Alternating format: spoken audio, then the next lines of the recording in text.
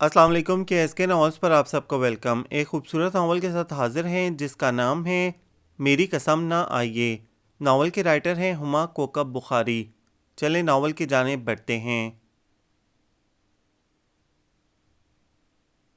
हाय, अंसर ने दिल पर हाथ रख के कहा, कैफियत चशम इसकी मुझे याद है सौदा। सागर को मेरे हाथ से लेना के चला मैं, और पेप्सी की खाली बोतल बीना की तरफ बढ़ाई। खैरियत है कि फिर किसी पर लटू हो गए? सालिया ने इधर उधर देखते हुए कहा। इस काफिर अदा नाजनीन को देखकर खैरियत कैसे मौजूद रह सकती थी? वो तो यूं फिर से उड़ गई। उसने हाथ से उड़ने का इशारा किया। कुछ हमें भी बताओ कि वो फितना समा कहाँ है? वसीम भी नजरों ही नजरों में इधर उधर किसी काफिर अदा को तलाश करने लगा। वो देखो सामने नीले प्रिंटेड सूट में घबराई घबराई सी। वाह कुड़ी ते सोनी है, वसीम ने अपने मखसूस अंदाज में कहा। व्हाट अ प्रिटी गर्ल, क्या खूबसूरत लड़की है। फैसल भी उसे देखता ही रह गया। शर्म करो कुछ, सालिया ने डांटा। हर वक्त ताक झांक और ताड़ना अच्छी आदत नहीं है। पता नहीं इनकी बीवियां इनके साथ कैसे गुजारा करेंगी। बीना ने इन्हें घूरा। आओ सालिया, इससे बात करें। मेरा ख्याल है कि नई लड़की है इसलिए घबराई हुई है। हाँ हाँ चलो, मैं भी चलता हूँ। अंसर फौरन उठ खड़ा हुआ। तुम चुपचाप कहीं बैठो। बीना ने इसे फिर घूरा। दरख्त के पास वो खूबसूरत लड़की बहुत घबराई खड़ी थी। सादा से नीले प्रिंटेड सूट और लंबे बालों की करीने से बनाई हुई चोटी में भी वो गजब ढा रही थी। इसकी लौंग में लगा जरकून बार बार चमक रहा था। गहरी ब्राउन आंखों में माहौल की अजनबियत का तासुर बहुत वाजिया था। लगता है आप यहाँ नहीं हैं। इसने अपने करीब एक नरम सी आवाज़ सुनी। अगर बुरा ना माने तो मुझे अपना मसला बताएं, शायद मैं आपकी कोई मदद कर सकूं। जी मैं वाकई यहाँ नहीं हूँ। अपने करीब दो क्यूट सी लड़कियों को खड़ा देखकर इसमें बात करने का हौसला हुआ। मुझे जर्नलिज्म डिपार्टमेंट जाना था, लेकिन शायद किसी ने फूल बनाने के लिए कैंटीन भेज दिया। इसकी बात सुनकर बीना और सालिया के चेहरों पर मुस्कुराहट रेंग गई। आपको जिसने भी यहाँ भेजा है ठीक ही भेजा है। बीना हंस पड़ी। खैर ये राज तो चंद दिन बाद खुलते हैं। इस वक्त आपकी परेशानी के हल के लिए हम दोनों यहाँ मौजूद हैं। ये सालिया है और मैं बीना, और हम दोनों ही जर्नलिज्म पढ़ रहे हैं। ओ शुक्र है, इसने कलमा शुक्र अदा किया। मैं निदा हूँ, मैंने लेट दाखिला लिया है। हम भी प्रीवियस में हैं। सालिया ने इसे बताया। आए आप हमारे साथ ही आ जाएं। जी शुक्रिया। वो इनके साथ ही खुले ग्राउंड में लगी इनकी मेज़ की तरफ बढ़ गई। मेज़ के गिर्द बैठे लड़के इस काफिर अदा को बीना और सालिया के साथ आता देखकर एकदम से डिसेंट बन गए। ये हैं निदा, उन्होंने हमारे ही डिपार्टमेंट में लेट एडमिशन लिया है। बीना ने सबसे इसका तारुफ करवाया। ये तो बहुत ही ज़्यादा खुशी की बात है। अंसर ने बहुत ही ज़्यादा पर कुछ ज़्यादा ही ज़ोर देकर कहा।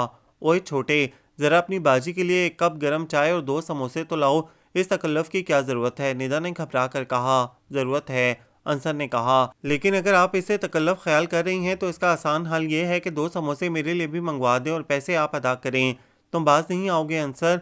सालिया ने इसे सरजंश की। आप बुरा ना महसूस करें, ये बोलता ज़्यादा है और बोलता भी बगैर सोचे समझे है। बीना ने कहा। नहीं ऐसी तो कोई बात नहीं है। अब निदा भी इत्तेमाद से बोली। वैसे आपने इनके अलावा किसी का तारुफ नहीं करवाया? अभी तो इनका तारुफ शुरू भी नहीं हुआ। मैं इन सब का तफसीली तारुफ कराती हूँ। बीना ने ऐसे कहा जैसे सबसे गिन गिन कर बदले लेने लगी हो। ये जो कुछ बताएगी बिल्कुल गलत बताएगी। आप अफवाहों पर यकीन न करें। वसीम ने भी जुबान खोली। इसी तारुफ में तुम यकीनन सबकी सर्जरी कर दोगी। बस नाम बता दो सबके।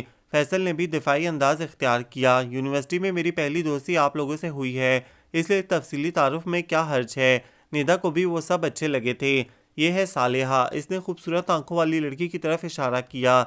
ये अपनी अम्मी के लिए एमए कर रही है। दरअसल इसकी मंगनी बचपन में ही कर दी गई थी। बीए के बाद जब इसके वालिदैन ने ससुराल वालों से शादी के लिए कहा तो इन्होंने अदले बदले की शादी पर इसरार शुरू कर दिया। इसकी नन अजरा गो के कबूल सूरत थी, लेकिन उम्र की इस हद को फलांग चुकी थी जहां बैरी पर पत्थर आते हैं। यही वजह थी कि इन लोगों ने अदले बदले की शादी पर इसरार किया था। लेकिन सालिया के इंस्पेक्टर भाई, जो पिछले कई सालों से नीलम पर जी जान से फिदा हो रहे थे, इस रिश्ते पर कैसे राजी होते।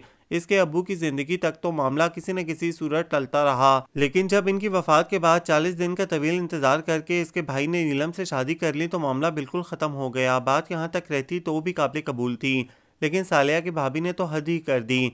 इन्हें सालिया का वजूद बुरी तरह खटकने लगा। उठते बैठते वो कोई न कोई ऐसी बात कहती थी जो इसकी बर्दाश्त से बाहर होती। इसकी भाभी को तो इसकी अम्मी का वजूद भी बर्दाश्त नहीं होता। आजकल ये हॉस्टल में रह रही है और चाहती है कि एमए करके अपनी अम्मी के साथ भाई से अलग हो जाए। उफ, इतनी प्यारी सी लड़की के इतने दुख हैं, निदा ने सोचा। और ये है अंसर, اس نے لڑکے کی طرف اشارہ کیا جس نے چائے اور سموسوں کا آرڈر دیا تھا۔ یہ صاحب خالص گلبرگی سوسائٹی کی پیداوار ہیں۔ اس کے ڈیڈی کو پیسے کمانے سے فرصت نہیں اور ممی کو انہیں لوٹانے سے فرصت نہیں۔ اس کے باوجود یہ ہمیشہ کنگلا رہتا ہے اور اپنی پھٹ پھٹی سی موٹر بائیک میں پیٹرول ڈلوانے کے لیے ہمیشہ چندہ کرتا ہے۔ یہ بھی بتاؤ نا کہ یہ پیٹرول خرچ کہاں ہوتا ہے؟ سالیہ بیچ میں بولی۔ بتاتی ہوں، یونیورسٹی کے علاوہ اس کا تمام وقت لبرٹی، فورٹریس اور مال روڈ کے چکر لگانے میں گزرتا ہے۔ تم نے یقیناً ان میں سے کسی جگہ آوارہ گردی کرتے دیکھا ہوگا۔ ویسے شب بصری کے لیے یہ کبھی کبھار اپنے گھر چلا جاتا ہے۔ اس کی خاص بات یہ ہے کہ یہ خاصا نرم دل ہے، خصوصاً خوبصورت خواتین کے معاملے میں۔ اور کراؤ اس سے تعارف، میرا تو اسکوپ ہی خراب کر دیا ہے اس نے۔ اب تم لوگوں کی باری ہے، عنصر مصنوعی افسردگی سے بولا۔ ذرا سکون، سب کی باری آئے گی، بینا نے اطمینان سے کہا۔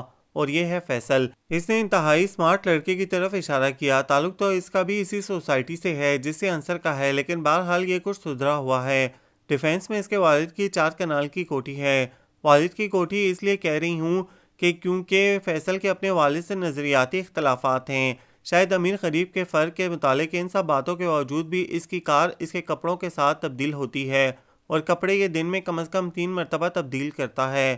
اسے ہمیشہ اپنے ڈیڈی سے کم پاکٹ منی ملنے کی شکایت رہی ہے۔ ویسے ایک مرتبہ میں نے اس سے پوچھا کہ اسے کتنی پاکٹ منی ملتی ہے، تو اس کی بتائی ہوئی رقم میرے ابو کی تنخواہ سے 3 گنا زیادہ تھی۔ فیصل نے اسے آہستگی سے سرزنش کی۔ تم چپ کرو، سچ بولنے کی عادت ڈالو خود میں۔ بینا اس کی جانب بڑھی۔ ہاں تو میں بتا رہی تھی کہ اسے کم پاکٹ منی ملنے کی شکایت ہے۔ یہی وجہ ہے کہ جہاں سیلز مین کی نظر چکی وہاں سے یہ اپنی پسند کی چیز اپنے زورے بازو سے حاصل کر لیتا ہے۔ اس کے خیال میں ایسی تمام حرکتوں کا گناہ اس کے ڈیڈی کے سر ہے۔ اگر وہ اسے اس کی ضروریات کے مطابق پیسے دیں تو اسے ان تمام حرکتوں کی ضرورت نہ پڑے۔ ویسے ایسی حرکتیں یہ اپنے فوٹوگرافی اور کتب بینی کے شوق کی تکمیل کی خاطر کرتا ہے۔ ندا حیران ہو کر بینا کی باتیں سن رہی تھی۔ وہ انتہائی تفصیل کے ساتھ اسے سب کی عادتیں اور خصوصیات بتا رہی تھی۔ اور یہ ہے وسیم، ورکنگ جرنلسٹ کی سیٹ پر ڈپارٹمنٹ میں آیا ہے۔ ندا جسے اب تک کوئی پروفیسر قسم کی چیز سمجھ رہی تھی، وہ بھی طالب علم نکلا۔ لمبا قد، بھاری جسم اور کافی لمبی سی داڑھی۔ اسے دیکھ کر لگتا تھا کہ وہ پانی سے پینے کے علاوہ اور کوئی کام لینے کا عادی نہیں ہے۔ یہ ہمارے گروپ کا سب سے کنجوس شخص ہے۔ اس کی کنجوسی کی جو وجہ ہمیں عنصر نے بتائی ہے اس کی آج تک تصدیق نہیں ہو سکی۔ ویسے وسیم نے خود بھی آج تک اس کی تصدیق یا تردید کرنے کی کوشش نہیں کی۔ عنصر کے مطابق اس کی کنجوسی کی وجہ اس کی 2 بیویاں اور ہر سائز کے بے شمار بچے ہیں، اور یہ اپنی دونوں بیویوں سے ہی بہت ڈرتا ہے۔ دروغ بگردن دریائے راوی، ہر دروغ دریائے راوی کی گردن میں مت ڈال دیا کرو، وسیم نے کہا۔ ویسے بینا اس بات کی تصدیق کرنا کوئی اتنا مشکل بھی نہیں۔ وہ کیسے؟ کوئی بھی اس کے گھر جا کر دیکھ سکتا ہے۔ ظاہر ہے یہ اپنی بیویوں اور بچوں کو چھپائے گا تو نہیں، ندا نے کہا۔ نہیں، یہ مشکل ہے۔ دراصل اس تصدیق کی غرض سے میرا اور سالیہ کا کرشن نگر کے علاقے میں جانا مشکل ہے۔ فیصل کے زیر استعمال جو کاریں رہتی ہیں وہ کرشن نگر کی گلیوں میں نہیں گھس سکتی۔ اپنا ہیرو یہ انویسٹیگیٹو رپورٹنگ کر سکتا ہے، لیکن اسے تو فیچر لکھنے اور بحث مباحثے سے ہی فرصت نہیں ملتی۔ رہ گیا عنصر، تو اس کی باتوں کا کیا ہی کہنا۔ اب کے بھی بینا نے بہت تفصیلی جواب دیا۔ اور اب کچھ اپنے بارے میں بھی بتاؤ، ندا نے بینا سے کہا۔ اپنا تعارف تو میں بعد میں کروا دوں گی، پہلے گروپ کی سب سے اہم شخصیت کا تعارف تو کروا دوں، بینا نے کہا۔ ہمارے گروپ کا سب سے اہم اور زبردست فرد ہے حارث، ہم سب اسے ہیرو کہتے ہیں۔ اس وقت وہ یہاں نہیں ہے، ڈپارٹمنٹ میں کسی پروفیسر سے بحث کر رہا ہوگا۔ ہیرو نے پلاٹو سے لے کر سارت تک سب فلسفیوں کو کھنگال رکھا ہے۔ چاسر سے لے کر رابرٹ فراست تک وہ ہر شاعر پر بے تکان بول سکتا ہے۔ ولی دکنی سے پروین شاکر تک سب پر سیر حاصل تبصرہ کر سکتا ہے۔ بلہے شاہ، وارث شاہ اور باہو کی شاعری اسے ازبر ہے، اور ان کے اقتباسات کا اپنی گفتگو میں آزادانہ استعمال کرتا ہے۔ سب سے خاص بات یہ ہے کہ جوانی میں اور لوگوں کے خون بھی گرم ہوتے ہیں، لیکن ہمارے ہیرو حارث کا خون ہر وقت 100 ڈگری سینٹی گریڈ پر ابلتا رہتا ہے۔ اور کوئی؟ ندا نے پوچھا۔ اب صرف ماں بدولت رہ گئے ہیں، بینا نے سر کو خم دیتے ہوئے کہا۔ لیکن میرا تعارف انتہائی پھیکا ہے۔ میں 7 بہن بھائیوں میں سب سے بڑی ہوں۔ ابو ایک سرکاری محکمے میں گریڈ 18 کے ملازم ہے، سب بہن بھائی زیر تعلیم ہیں، اور اب آپ اپنا تعارف کروا دیں، عنصر نے ندا کو مخاطب کیا۔ تعارف میرا بھی کچھ پھیکا ہی ہے، میرے والد بھی ایک سرکاری محکمے میں گریڈ 18 کے ہی ملازم ہیں، لیکن میں اپنے والدین کی اکلوتی اولاد ہوں۔ اس بات کا مجھے بہت افسوس ہے کہ میرے بہن بھائی نہیں ہیں۔ ویسے میں اتنی کنفیوز بھی نہیں ہوں جتنی آج دکھائی دے رہی تھی۔ اپنے حلقہ احباب میں ہمیشہ بہت بولتی ہوں، اور سب سے آخری لیکن سب سے اہم بات یہ کہ میری منگنی بچپن میں ہی میرے کزن فوج سے ہو گئی تھی اور اب کسی بھی وقت شادی ہو سکتی ہے۔ او ہو، پھر تو میں نے خواہ مخواہ چائے اور سموسوں کا آرڈر دیا۔ انصر نے حسب عادت کہا، یہاں تو میرا کوئی اسکوپ نہیں۔ تفصیلی تعارف کے بعد ندا اس کی عادات سے واقف ہو چکی تھی، اس لیے برا ماننے کے بجائے ہنس دی۔ اس کا بہت آسان حل ہے میرے پاس، اس نے انصر سے کہا۔ کیا؟ ایسے تو تمہارا کوئی اسکوپ ہے نہیں، میرے پاس بھائی کی ویکینسی خالی پڑی ہے، اسے پر کر دو۔ ندا کی بات ابھی ختم بھی نہ ہونے پائی تھی کہ سب نے بھرپور کہکا لگایا۔ بڑی غلط جگہ مارا اس بیچارے کو۔ وسیم اپنے بھاری تنوتوش کو سنبھالتے ہوئے بولا۔ ہاں، اب چھوٹے سے منگواؤ چائے اور سموسے اسی خوشی میں، فیصل نے کہا، لیکن اب اس کی باجی کے لیے نہیں، اپنی باجی کے لیے منگواؤ۔ اگر مجھے اس کنویں میں چھلانگ لگانی ہی ہے تو پھر یہ میری باجی نہیں بنے گی، میں اس کا بڑا بھائی بنوں گا۔ کیوں ندا؟ بالکل ٹھیک، ندا نے بچوں والی معصومیت سے کہا، تم میرے بڑے بھائی دونوں کی عمریں جانے بغیر بڑے چھوٹے کا فیصلہ کیسے ہو سکتا ہے؟ فیصل نے شوخی سے کہا، ہو سکتا ہے، بالکل ہو سکتا ہے۔ جب انصر نے کہہ دیا کہ وہ میرا بڑا بھائی ہے تو بات ختم، عمر بیچ میں کہاں سے آ گئی؟ یہ ہوئی نا خالص لڑکیوں والی بات۔ وسیم بولا، چلو مان لیتے ہیں کہ انصر بڑا بھائی ہے۔ انصر، اسی خوشی میں ٹریٹ دو۔ بینا اور سالیہ نے مشترکہ مطالبہ کیا۔ پھر میرے پیٹرول کے پیسے کون دے گا؟ ظاہر ہے ہمیں ہی دینے پڑیں گے، یہ کون سی نئی بات ہے؟ سالیہ نے کہا۔ اوئے چھوٹے، 4 سیٹ لاؤ گرما گرم اور 8 سموسے چٹنی کے ساتھ، اس نے آرڈر دیا۔ 1 مہینہ لیٹ داخلہ لینے کی وجہ سے ندا کو بہت سا کورس کور کرنا تھا۔ اس کے سبھی دوست بہت معاون ثابت ہوئے تھے، گو کہ گروپ کے سب لوگ ایک دوسرے سے مختلف طبیعت کے مالک تھے، پھر بھی سب کی دوستی مثالی تھی۔ اب وہ اس نئے ماحول میں خود کو ایڈجسٹ کر چکی تھی۔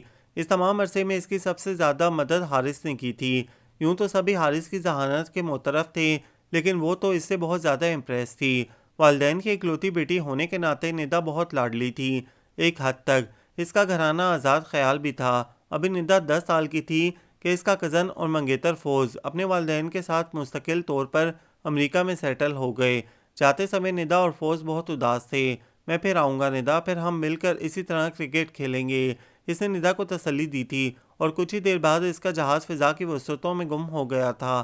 شروع میں فوز باقاعدگی سے اسے خطوط لکھتا رہا، لیکن پھر دونوں پڑھائی میں مصروف ہو گئے۔ ندا اب بھی اسے یاد کرتی تھی، اس کی ڈائری میں جگہ جگہ فوز کا حوالہ ملتا تھا۔ بچپن کی دہلیز عبور کر کے جب اس نے عہد شباب میں قدم رکھا تو گو اس کی محبت کا مرکز وہی رہا، لیکن زاویہ اور سمت تبدیل ہو گئی۔ ندا کی امی چاہتی تھی کہ BA کے بعد اس کی شادی کر دی جائے۔ اس سلسلے میں انہوں نے بھاوش کو خط بھی لکھے، لیکن وہاں سے مسلسل ایک ہی جواب ملتا تھا، فوز اپنی تعلیم کے آخری مراحل میں ہیں، شادی سے اس کی توجہ بڑھ جائے گی۔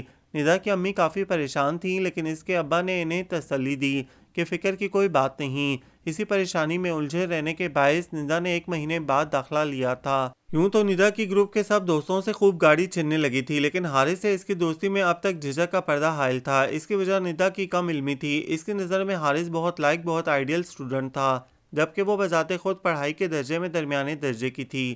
جب حارث کیٹس اور شیلے کی نظموں کے اشعار جگہ جگہ اپنی گفتگو میں استعمال کرتا، پلاٹو سے لے کر سارت تک فلسفیوں کو زیر بحث لاتا، تو ندا ہونکوں کی طرح ایک ٹیک اس کا منہ دیکھا کرتی، اور جب کبھی اچانک، بالکل اچانک حارث اس سے اس کی رائے طلب کرتا تو یہ ایک دم گھبرا جاتی۔ ایسے میں اسے لائبریری میں کوئی کام یاد آ جاتا، پھر وہ جلدی سے مختصر ترین بات کر کے کسی کتاب میں پناہ لے لیتی۔ آج ڈاکٹر عمران نے فیچر نگاری پر لیکچر دینے کے بعد کلاس کو ناکام شادیوں کے متعلق فیچر لکھنے کی اسائنمنٹ دی۔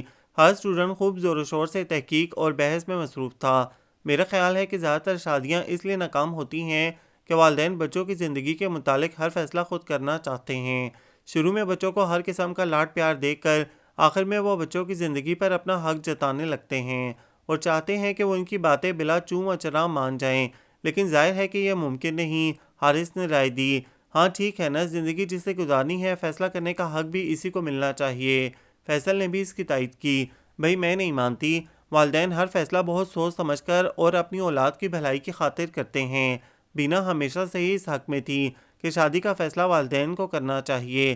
تمہارا کیا خیال ہے؟ کہ میرے والدین کو تو میری اچھی زندگی کی خواہش ہے، لیکن کیا اچھی زندگی گزارنا میری خواہش نہیں؟ بذات خود اولاد بھی یہی چاہتی ہے کہ وہ اچھی زندگی بسر کرے، حارث نے کہا، اور خود سوچو کہ تم کپڑے اور جوتے تک اپنی پسند سے خریدتی ہو، جنہیں کچھ عرصے کے استعمال کے بعد تمہیں پھینک دینا ہوتا ہے۔ جب تم اتنی چھوٹی سی چیزیں اپنی پسند کی لیتی ہو تو کیا شادی میں تمہاری پسند کی کوئی اہمیت نہیں ہونی چاہیے؟ ایک ایسے مسئلے کے بارے میں جس کے فیصلے کے نتائج تمہیں پوری زندگی بھگتنے ہوں گے، اور پھر سالیہ کی مثال تمہارے سامنے ہے، اس کی زندگی کا فیصلہ بھی اس کے والدین نے ہی کیا تھا۔ مستثنیات ایکسیپشنز تو ہر جگہ ہوتی ہے، ضروری نہیں کہ وہی شادی ناکام ہو جو والدین نے طے کی ہو، محبت کی شادی بھی ناکام ہو سکتی ہے۔ بینا بھی بحث پر مصر ہوئی، اور جہاں تک سالیہ کا تعلق ہے اس کی شادی ناکام نہیں ہوئی، صرف منگنی ٹوٹی ہے، اور منگنی ٹوٹنے کی وجہ بھی مختلف ہے۔ ہاں، اس کی ایک وجہ بچپن کی منگنی تھی، سالیہ نے بھی تائید کی۔ بینا تمہاری بات میں کئی پوائنٹ ہیں، حارث بولا۔ پوائنٹ نمبر 1، تمہارے خیال میں محبت کی شادی بھی ناکام ہو سکتی ہے؟ میں اس بات کو نہیں مانتا، کیونکہ جہاں جذبے خالص اور پاکیزہ ہوں گے وہ محبت کی شادی کبھی ناکام نہیں ہوگی، کیونکہ محبت میں انا اور خودداری نہیں، باہمی تعاون ہوتا ہے۔ جہاں باہمی تعاون ہوگا وہاں کوئی اختلاف زیادہ دیر تک قائم نہیں رہے گا۔ پوائنٹ نمبر 2، منگنی وہ باؤنڈ ہوتی ہے جو لڑکا اور لڑکی ایک دوسرے کو اپنے جذبوں کی صداقت کا یقین دلانے کے لیے باندھتے ہیں۔ اس کی کوئی قانونی یا شرعی حیثیت نہیں ہے، اس کا تعلق محض جذبوں سے ہوتا ہے۔ جہاں جذبے صادق ہوں وہاں یہ بانڈ ٹوٹنے کا سوال ہی نہیں۔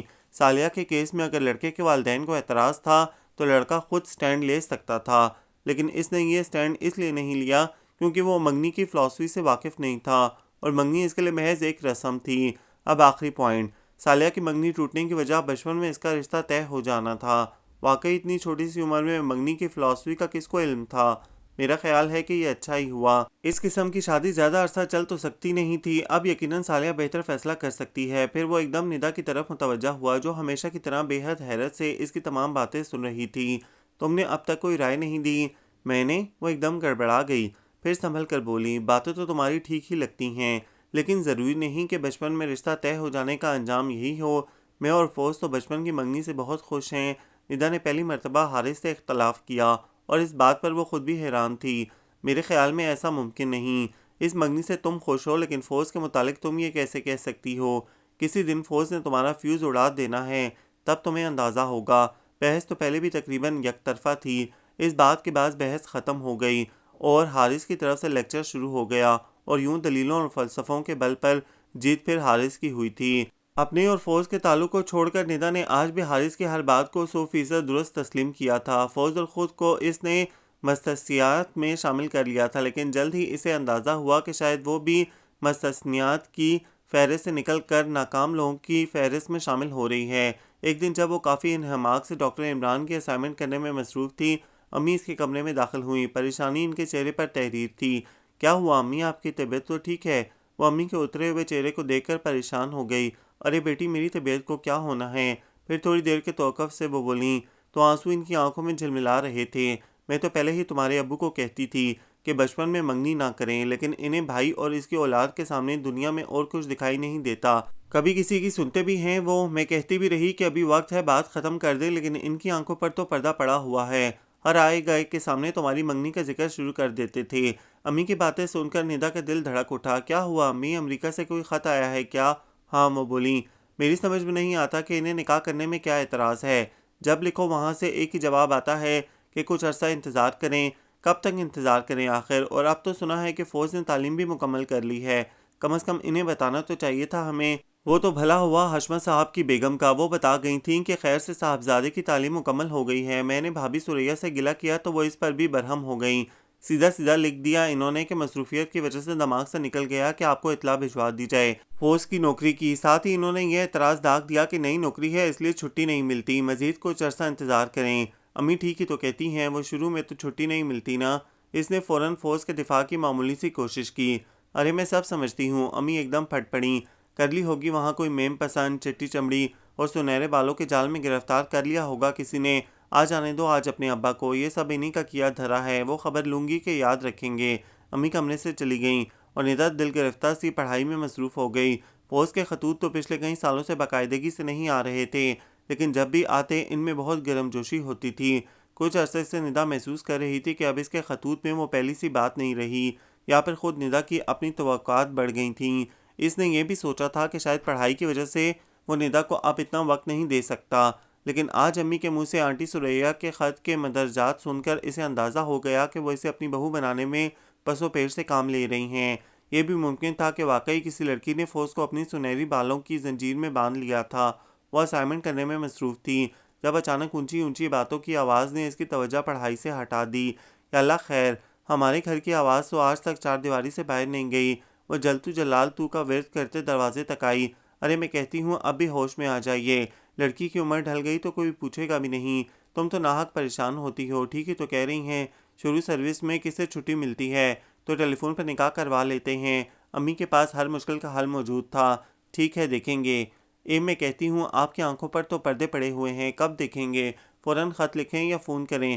میرا تو خیال ہے کہ یہ بھی پتہ کروائیں کہ صاحبزادے وہاں کسی گوری میم سے شادی نہ رچا بیٹھے ہوں۔ ہوش کے ناخن لو رفت، اتنی بدگمانی اچھی نہیں ہوتی، وہ اپنا خون ہے، ایسا نہیں کر سکتا، آئندہ ایسی بات نہ کرنا۔ یہ کہہ کر ابا کمرے سے باہر نکل گئے اور امی دیر تک بڑبڑاتی رہیں۔ مغرب کی نماز پڑھ کر وہ دیر تک اللہ تعالیٰ کے حضور میں گڑ گڑا کر ندا کے خوشگوار مستقبل کی دعائیں کرتی رہیں اور دوپٹے کے پلو سے اپنی آنکھیں پوچھتی رہیں۔ یہ سب دیکھ کر ندا کے دل پر جیسے تازیانہ پڑا۔ اس نے اپنے گھر میں ہمیشہ خوشیوں کو رقص کرتے دیکھا تھا۔ امی اور ابو کی محبت مثالی تھی۔ اس نے انہیں کسی معاملے میں لڑتے جھگڑتے نہیں دیکھا تھا۔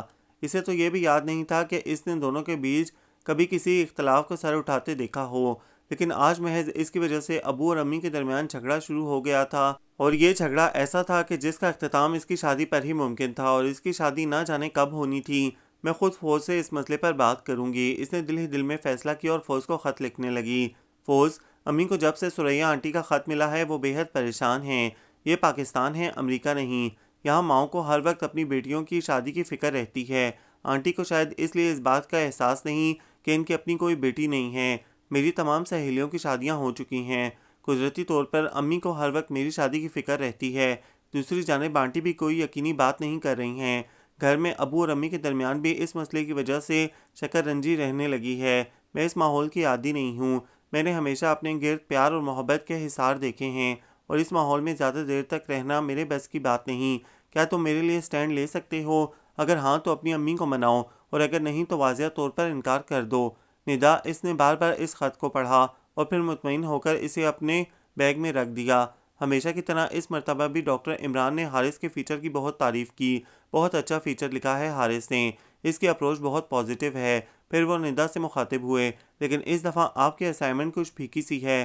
آپ نے مسئلے کے تمام پہلوؤں کا احاطہ نہیں کیا، زیادہ لوگوں سے انٹرویو بھی نہیں کیا۔ ایسا کریں کہ آپ حارث کی اسائنمنٹ کو غور سے پڑھیں اور اسی فیچر کو دوبارہ لکھیں۔ حارث کی بیوی بڑی خوش قسمت ہوگی۔ ندا نے اس کا فیچر پڑھ کر اپنے دل میں سوچا، زندگی اور اس کے مسائل کے بارے میں حارث کی اپروچ بہت اچھی ہے۔ کیا کر رہی ہو؟ بینا نے جرنلزم ڈپارٹمنٹ کے لان پر ندا کے پاس بیٹھتے ہوئے پوچھا۔ حارث کی اسائنمنٹ دیکھ رہی تھی۔ بہت اچھا فیچر لکھا ہے، میں نے بھی پڑھا تھا، اس نے تو کمال ہی کر دیا۔ میں سوچ رہی تھی کہ اس کی بیوی بہت خوش قسمت ہوگی۔ تمہارا کیا خیال ہے؟ بالکل ٹھیک کہا تم نے، اصل میں انسانی قدروں پر وہ ہر قسم کی قربانی دے سکتا ہے۔ بینا نے ندا کی تائید کی۔ ابھی کہاں ہے وہ؟ تھوڑی دیر پہلے پروفیسر صدیقی سے بڑے زور و شور سے بحث کر رہا تھا، بینا نے بتایا۔ میں نے اسے اشارہ بھی کیا کہ اس نام کے پروفیسر سے بحث کرنے کا فائدہ، لیکن اس نے آج تک کسی کی سنی ہے جو وہ میری سنتا؟ آج کی تازہ خبر۔ وسیم دھم سے ان دونوں کے قریب بیٹھ گیا۔ کون سی خبر؟ باخبر ذرائع کے مطابق اب سے تھوڑی دیر قبل مبینہ طور پر تم اس وقت اخبار کے دفتر میں نہیں ہو۔ ٹھیک طرح سے بتاؤ بات کیا ہے؟ ندا چڑھ کر بولی۔ خبریں تو ایسی ہی ہوتی ہیں، وسیم نے اسے مزید چڑھانے کے لیے کہا۔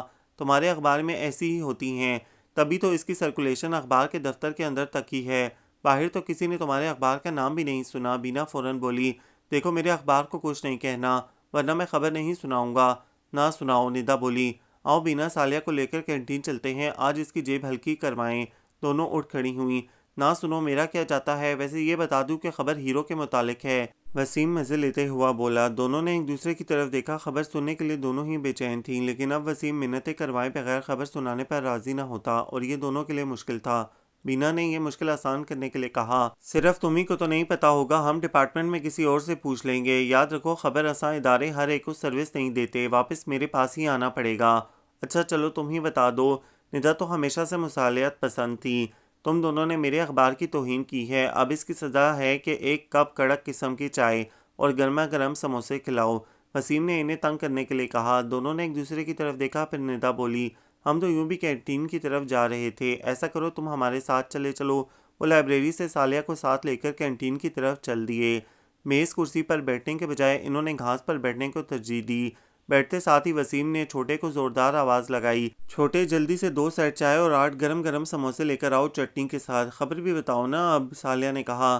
کچھ کھا پی کر جان میں جان آئے تو خبر سنانے کے قابل ہوں گا۔ اس نے مزے سے کہا۔ اف بہت پیٹو ہو تم۔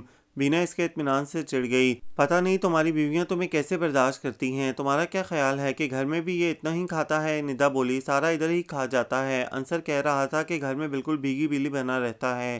اتنے میں چھوٹا چائے کا سامان لے کر آ گیا۔ وسیم نے سموسہ ایکنے والے میں حلق سے اتارا۔ ہاں تو اب سنو۔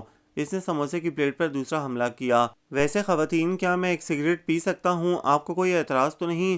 سگریٹ پینے پر تو نہیں، البتہ خواتین کہنے پر سخت اعتراض ہے۔ بینا نے سموسے کی پلیٹ اس کے سامنے سے ہٹا دی۔ آج کینال روڈ پر بڑا زبردست ایکسیڈنٹ ہو گیا تھا، ایک موٹر بائیک اور کار کے درمیان۔ وسیم نے بتاتے بتاتے پلیٹ ایک مرتبہ پھر اپنے سامنے کر لی۔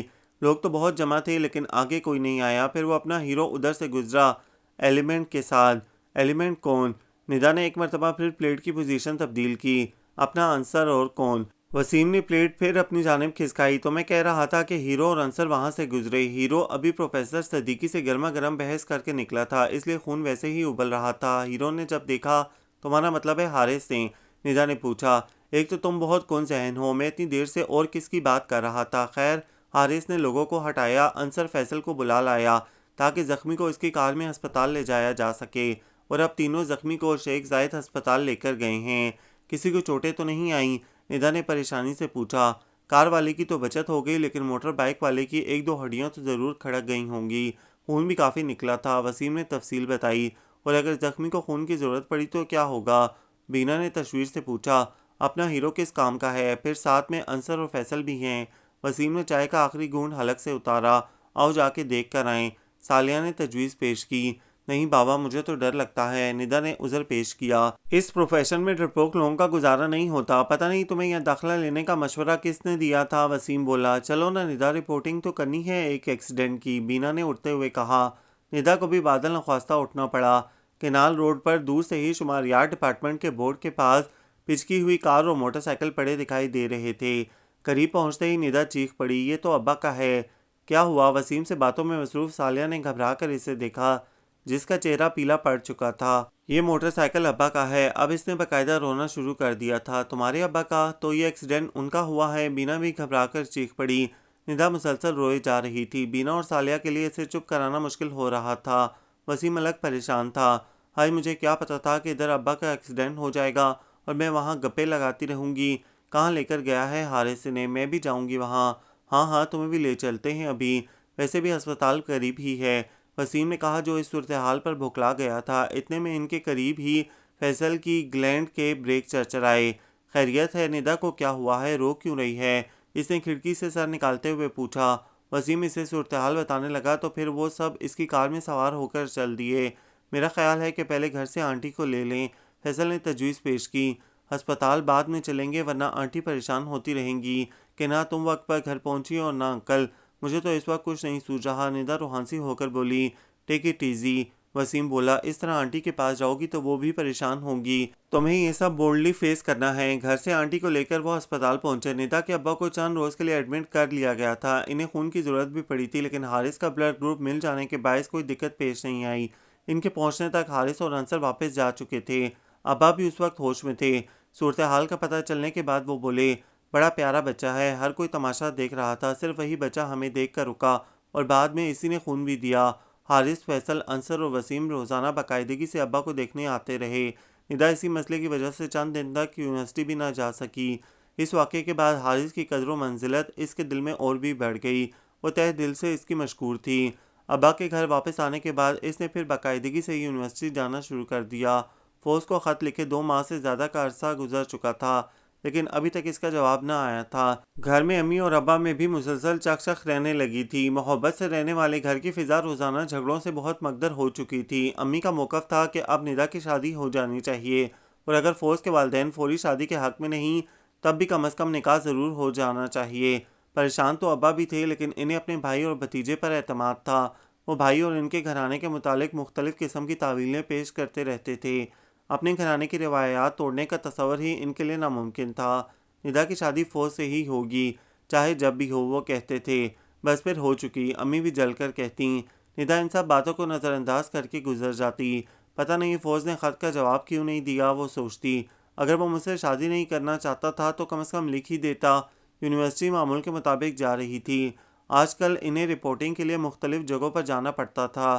پروفیسر عباسی نے لڑکیوں اور لڑکوں کے اکٹھے گروپ بنائے تھے تاکہ کسی بھی جگہ لڑکیوں کو کسی دشواری کا سامنا نہ کرنا پڑے۔ اسی وقت ندا اور حارث کا بھی گروپ بنایا گیا۔ شروع میں حارث کے ساتھ آنے جانے میں اسے عجیب سا محسوس ہوا، لیکن پھر وہ اس کی عادی ہو گئی۔ دیگر بہت سے طلباء کے گروپ تبدیل ہو جانے کے باوجود بھی ندا اور حارث کا وہی گروپ رہا۔ مجھے دال میں کچھ کالا دکھائی دے رہا ہے۔ ایک دن جب ندا، بینا اور ثالیہ کینٹین میں بیٹھے چائے پی رہے تھے تو ثالیہ نے کہا، کیا مطلب؟ بینا نے پوچھا۔ مطلب تو ندا سے پوچھنا چاہیے، مجھ سے؟ وہ چونک پڑی۔ ہاں تم سے۔ ثالیہ چائے کا گھونٹ بھر کر بولی، آج کل ڈپارٹمنٹ میں تمہارے اور حارث کے متعلق بہت کچھ کہا جا رہا ہے۔ میں تمہاری بات سمجھی نہیں۔ ندا کا دل دھڑک اٹھا۔ میرے خیال میں تو اس میں سمجھنے والی کوئی بات نہیں ہے۔ بینا ہنس پڑی۔ سب کا خیال ہے کہ تم دونوں کے درمیان کوئی افیئر چل رہا ہے۔ ندا کے ہاتھ سے سموسہ چھوٹ کر نیچے جا گرا۔ دیکھو ایسی کوئی بات نہیں ہے، وہ گھبراہٹ سے بولی۔ ہم سب دوست ہیں اور ایک دوسرے کے ساتھ ایسے ہی رہتے ہیں۔ وہ میرا ویسا ہی دوست ہے جیسے تم سب، اور بس۔ خیر، تمہارے متعلق تو ہم سوچ سکتے ہیں کہ وہ تمہارے لیے محض ایک دوست ہوگا، لیکن حارث کے متعلق تو ہمیں اچھی طرح معلوم ہے کہ اس کے جذبات شدید ہیں، اور تم بھی اس سٹیج پر ہو جہاں نظروں کا مفہوم سمجھ سکو۔ بینا بولی، میں نے تو کبھی محسوس نہیں کیا۔ مانے گھبراہٹ کے ندا کا دل زور زور سے دھڑک رہا تھا۔ میں نے کہا نا کہ نظروں کا مفہوم سمجھنے کی کوشش کرو، بینا نے کہا۔ تم نے کبھی نوٹ نہیں کیا، وہ تمہیں اپنی ہر اسائنمنٹ دیتا ہے۔ جب بھی کوئی کتاب فوٹو اسٹیٹ کرواتا ہے تو تمہارے لیے بھی اس کی کاپی بنوانا نہیں بھولتا۔ کلاس میں اور باہر ہر جگہ تمہارے ساتھ ہوتا ہے، اور تو میں گروپ تبدیل کر لیتی ہوں۔ اس مسئلے کا یہ حل نہیں ہے۔ ندا تمہاری منگنی ہو چکی ہے۔ تم اور تمہارا منگیتر ایک دوسرے کو چاہتے ہیں۔ اس سے تمہارے مستقبل پر بھی اثر پڑ سکتا ہے۔ ثالیہ نے کہا، فوز اور میرا مستقبل؟ ندا نے افسردگی سے کہا۔ کیا کوئی پرابلم ہے؟ بینا نے پوچھا۔ ندا نے انہیں مختصراً سب کچھ بتا دیا۔ یہ تو واقعی پریشان کن مسئلہ ہے۔ اگر باہر کوئی رشتہ دار یا جاننے والا ہو تو ان سے پتہ کرواؤ، کہیں واقعی اس نے شادی نہ کر لی ہو، ثالیہ نے کہا، اور یوں بات کا رخ ندا اور فوز کی طرف مڑ گیا۔ حارث کے متعلق پھر ان تینوں نے گفتگو نہیں کی اور یوں بات ختم ہو گئی۔ لیکن ندا کے لیے بات ختم نہیں ہوئی تھی۔ وہ خود بھی کچھ عرصے سے یہ بات محسوس کر رہی تھی۔ ظاہر ہے اتنی نادان تو وہ نہیں تھی کہ حارث کی نگاہوں کی تپش محسوس نہ کر سکے، لیکن وہ ان نگاہوں کی گرمی اور شوخی کو نظر انداز کر دیتی تھی۔ میرا وہم ہوگا۔ وہ اچھی طرح سے جانتا ہے کہ میری منگنی ہو چکی ہے، پھر بھلا وہ مجھے؟ اس کے بعد وہ ہر خیال کو ذہن سے جھٹک کر اپنے کام میں مگن ہو جاتی۔ آج ثالیہ اور بینا سے باتیں کر کے اسے یقین ہو گیا کہ اس کے اندیشے بے بنیاد نہیں تھے، لیکن بات اس حد تک آگے جا چکی ہے کہ ڈپارٹمنٹ میں بھی اس کے چرچے ہونے لگے ہیں، یہ اس نے سوچا بھی نہ تھا۔ آج اس نے ایمانداری سے اپنا دل ٹٹولا۔ گھر کے تلخ حالات، فوز کی سردمہری اور آنٹی ثریا کے بے مہر رویے کی وجہ سے اس کے دل میں فوز کی محبت کا جلتا ہوا الاؤ ٹھنڈا پڑتا جا رہا تھا۔ وہ اس الاؤ کو بجھنے نہیں دینا چاہتی تھی، لیکن ایسا ہو رہا تھا، شاید اس لیے کہ اگر محبت کے پودے کو روز پانی نہ دیا جائے تو اس کی پتیاں سوکھنے لگتی ہیں۔ نئی کونپلیں اس وقت نکلتی ہیں جب پودا تر و تازہ ہو۔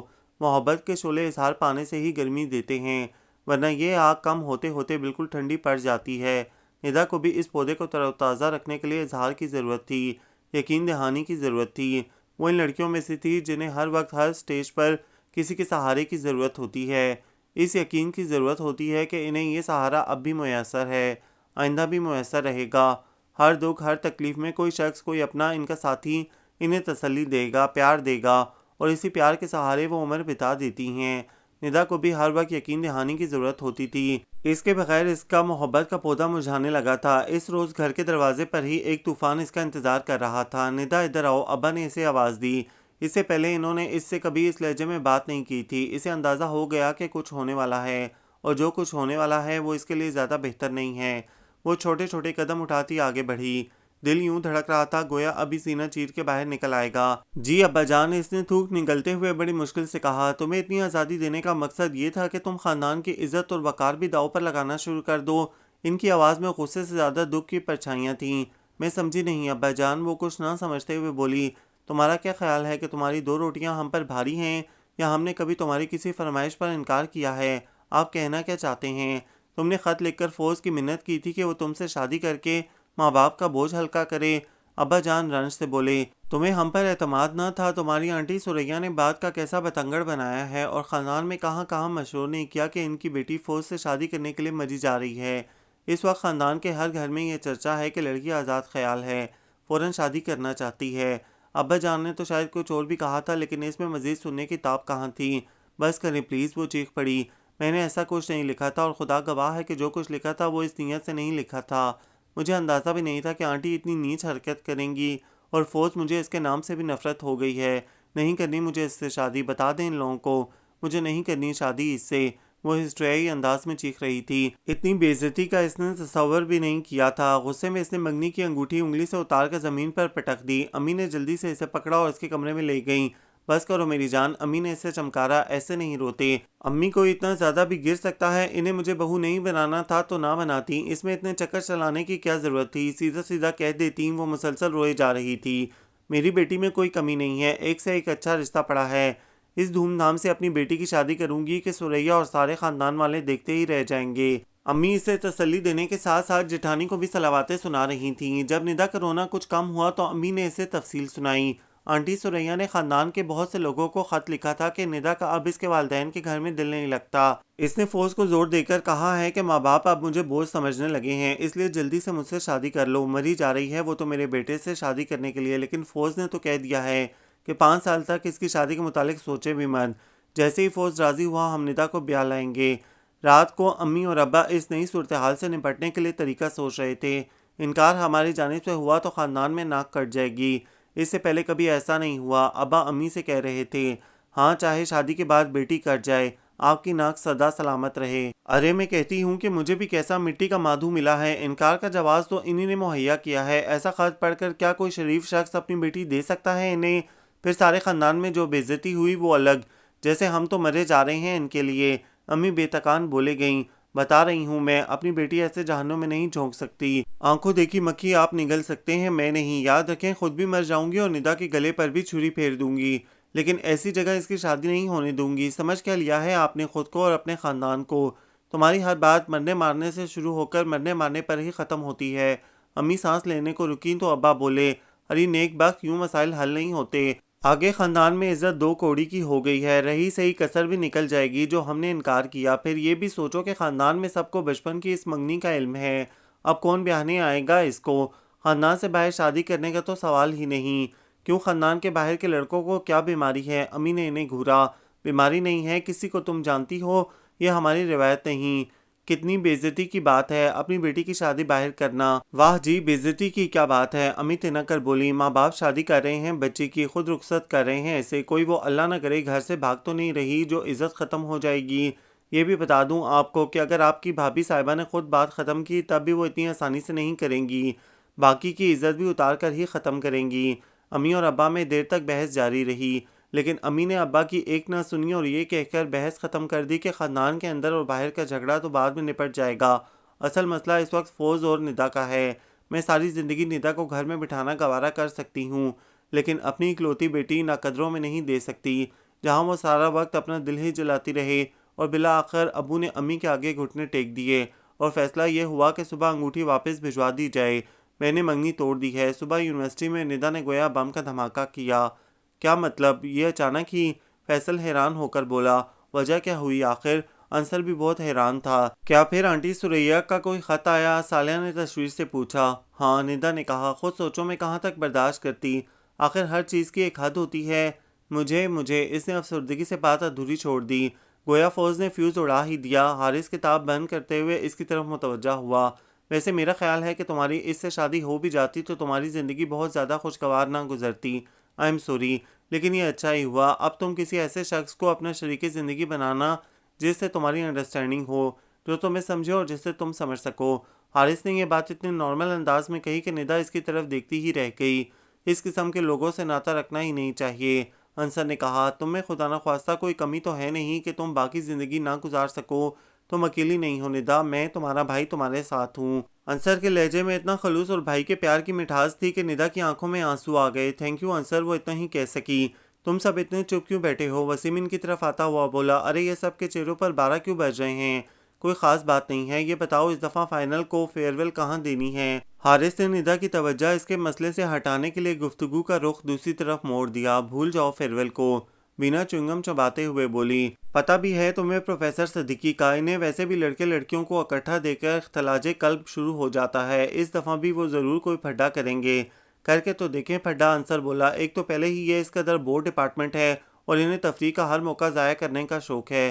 باقی کلاس سے بھی پوچھو نا، ثالیہ نے کہا، ورنہ سب کہیں گے انہیں لیڈری کرنے کا شوق ہے۔ میں ڈاکٹر عمران سے بات کر چکا ہوں، تم لوگ جگہ سلیکٹ کرو اور باقی سب کام مجھ پر چھوڑ دو، حارث نے کہا۔ مناش میں کیسا رہے گا؟ ندا نے پوچھا، جو اب کافی حد تک اپنے آپ پر قابو پا چکی تھی۔ طباق چلتے ہیں، وسیم نے رائے دی۔ اچھے ہیں مناج اور طباق، لیکن روز تو ہم وہاں پہنچے ہوتے ہیں، اس مرتبہ آواری چلتے ہیں، فیصل نے مشورہ دیا۔ ٹھیک ہے، آواری چلتے ہیں، حارث نے فیصلہ کن انداز میں کہا۔ انصر، تمہارا کام ہے خورشید پیلیس کی بکنگ کرانا۔ چلو یہ تو سیٹ ہوا، اسی خوشی میں ایک ایک کپ کڑک چائے اور گرم سموسے نہ ہو جائیں؟ وسیم نے پیٹ پر ہاتھ پھیرا۔ بالکل ہو جائے، اور آج کینٹین کا بل تمہیں ادا کرنا ہوگا، انصر اپنی جگہ سے اٹھتے ہوئے بولا۔ مجھے؟ وسیم بھوکلا گیا۔ میرا مطلب ہے کہ میں تو یہ چاؤ چونچلے صرف یکم کو کر سکتا ہوں، اور یہ مہینے کی آخری تاریخیں ہیں، کھا سکتے ہیں کھلا نہیں سکتے، ثالیہ نے پھاڑ کھانے والے انداز میں کہا۔ مہینے کا آخر صرف تمہارے لیے ہے، اور تو جیسے یہاں۔ پھر وہ کچھ سوچ کر چپ ہو گئی۔ اوکے، لڑائی مت کرو، میں سب کو کھلا دیتا ہوں، فیصل نے مصالحانہ انداز اختیار کیا۔ یہ آج سورج کہاں سے نکلا ہے؟ بینا نے مصنوعی حیرت سے کہا۔ میرا خیال ہے کہ تمہارے پاپا تم پر کچھ مہربان ہو گئے ہیں۔ ارے نہیں، والد بزرگوار نے تو پیسے دین گارڈ سے کچھ کتابیں لینے کے لیے دیے تھے، اور اب تم پیسے ادھر خرچ کر دو گے تو؟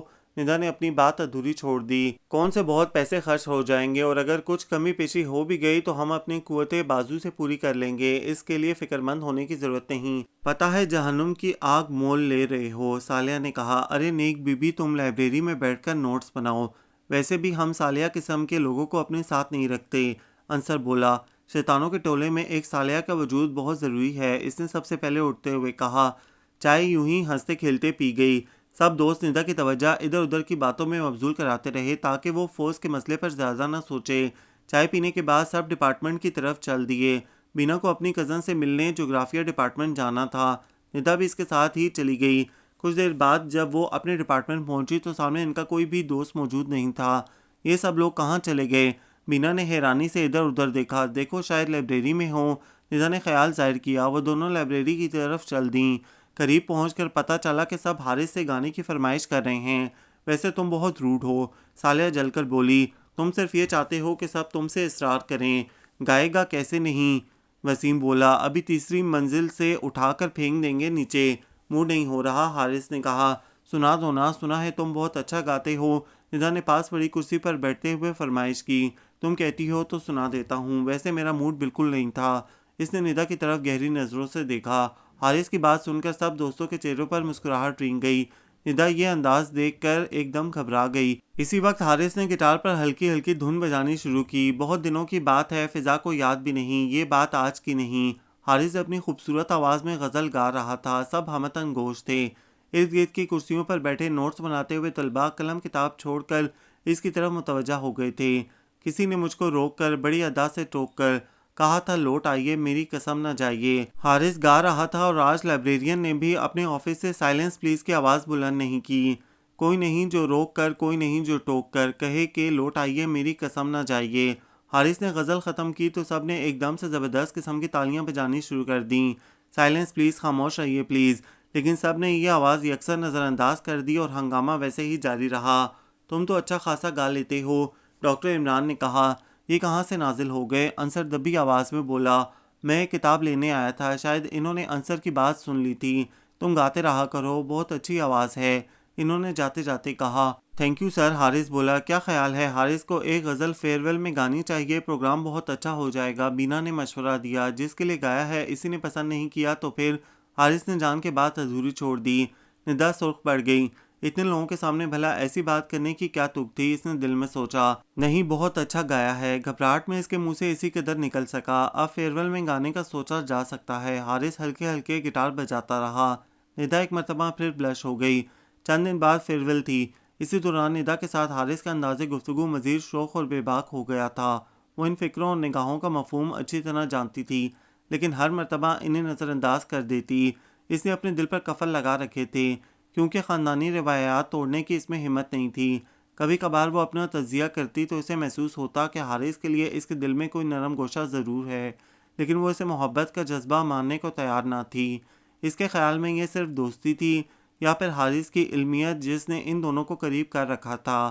حارث سے محبت کرنے کے متعلق وہ سوچ بھی نہیں سکتی تھی، سوچنا چاہتی بھی نہیں تھی، لیکن اپنے لاشعور کے آگے شعور کے بند کب تک باندھے جا سکتے ہیں؟ میں اس سے صاف کہہ دوں گی کہ مجھ سے ایسے بات نہ کیا کرے، سب کیا سوچتے ہوں گے، وہ اکثر دل میں سوچتی۔ ہر روز وہ یہی طے کر کے گھر سے نکلتی تھی، لیکن حارث کے سامنے پہنچ کر اس کی نگاہوں کی حدت اور بات کرنے کا ویلہانہ انداز اسے سب کچھ بھلا دیتا۔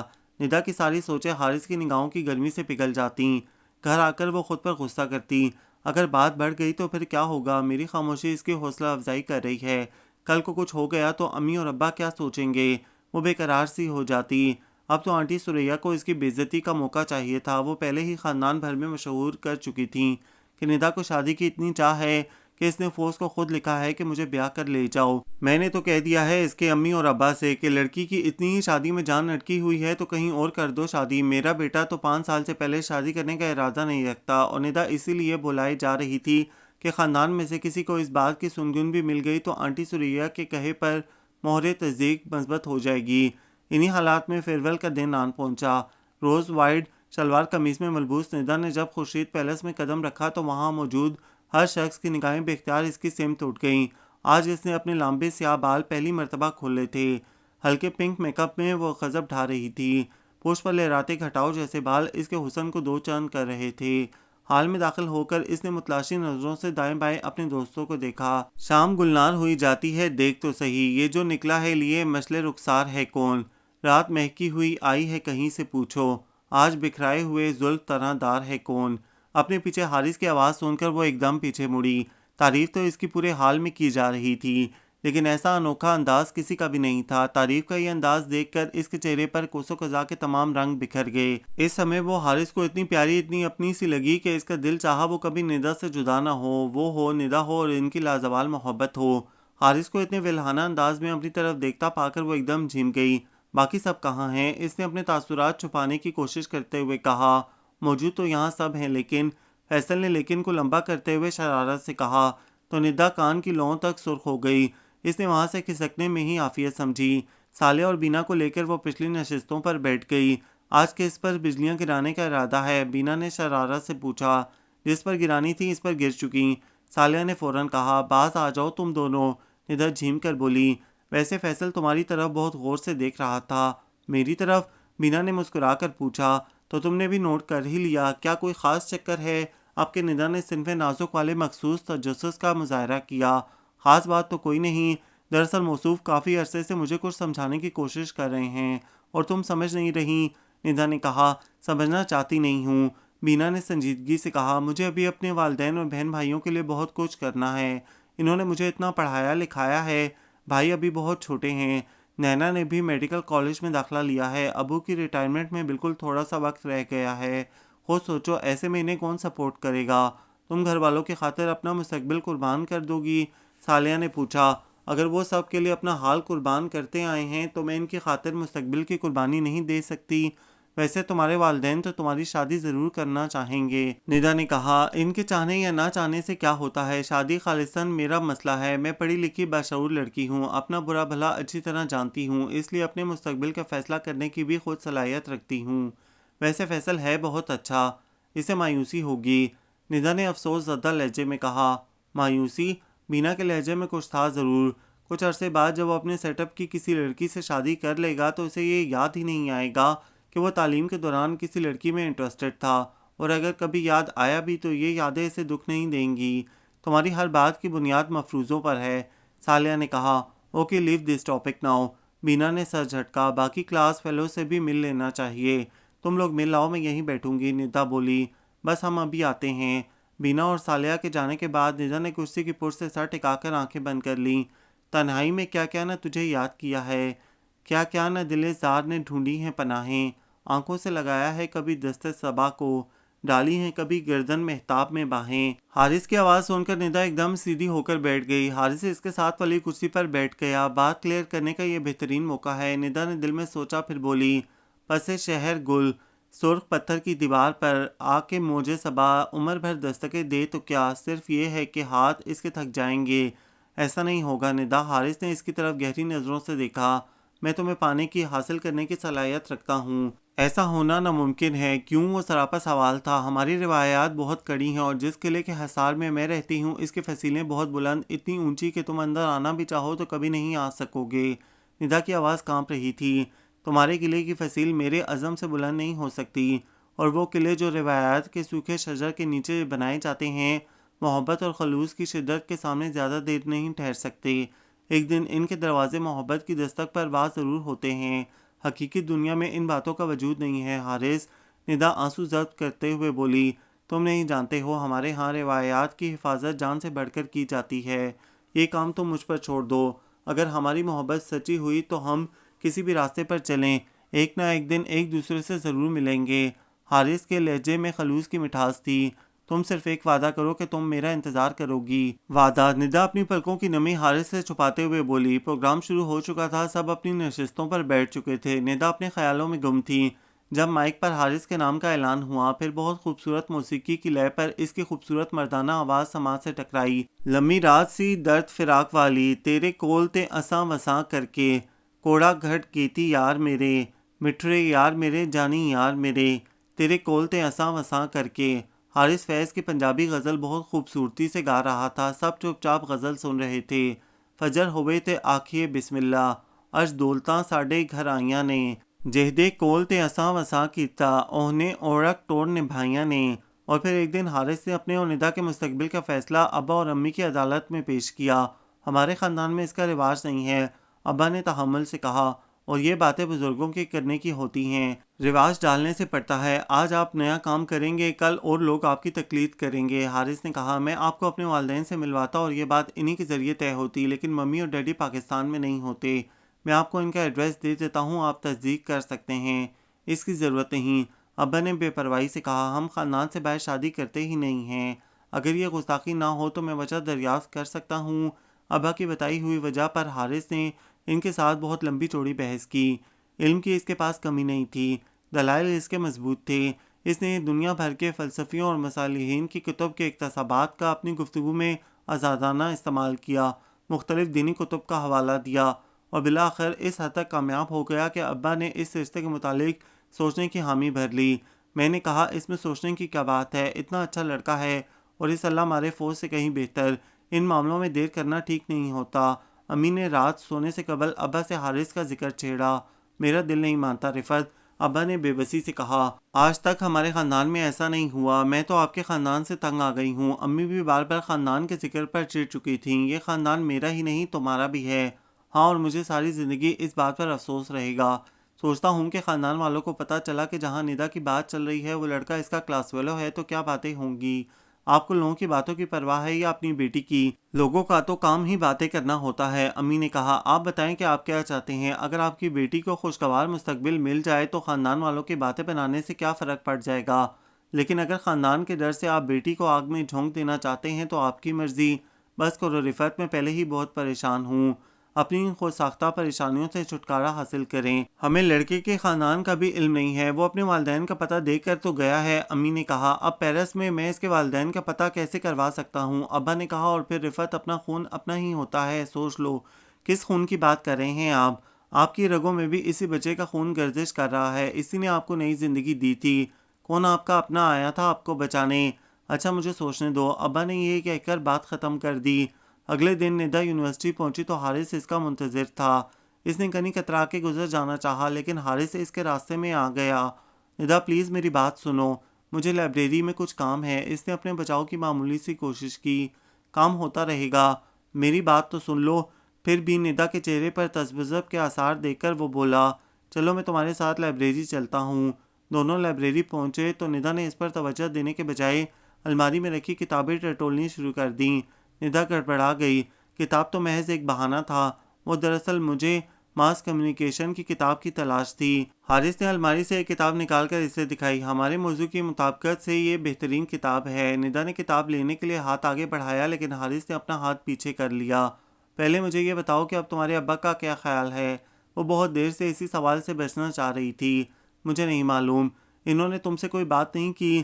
ہمارے ہاں ایسا نہیں ہوتا۔ اوہ نو، اس نے آہستگی سے کہا، کچھ تو سنا ہوگا تم نے، ان کا کوئی ایک فقرہ، ایک کمنٹ، تم نے کچھ بھی سننے کی کوشش نہیں کی؟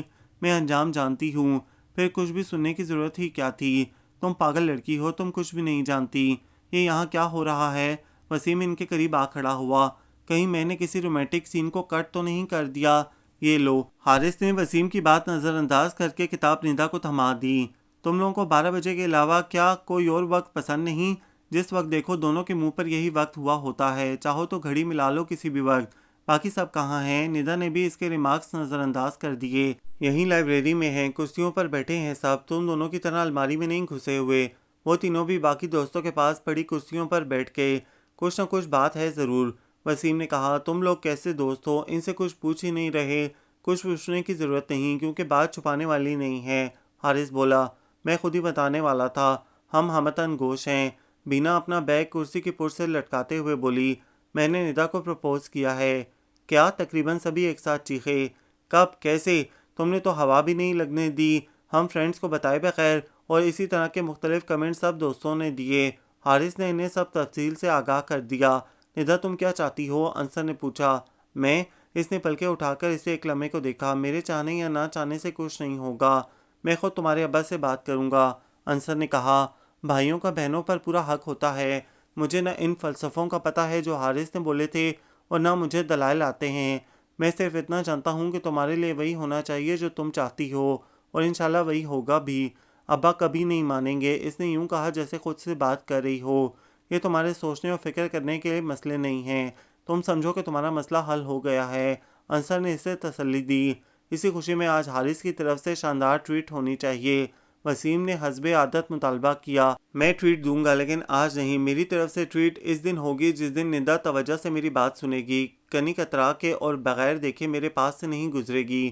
اوکے، آج کی ٹویٹ میری طرف سے ندا اور حارث کے اعزاز میں، فیصل نے اعلان کیا۔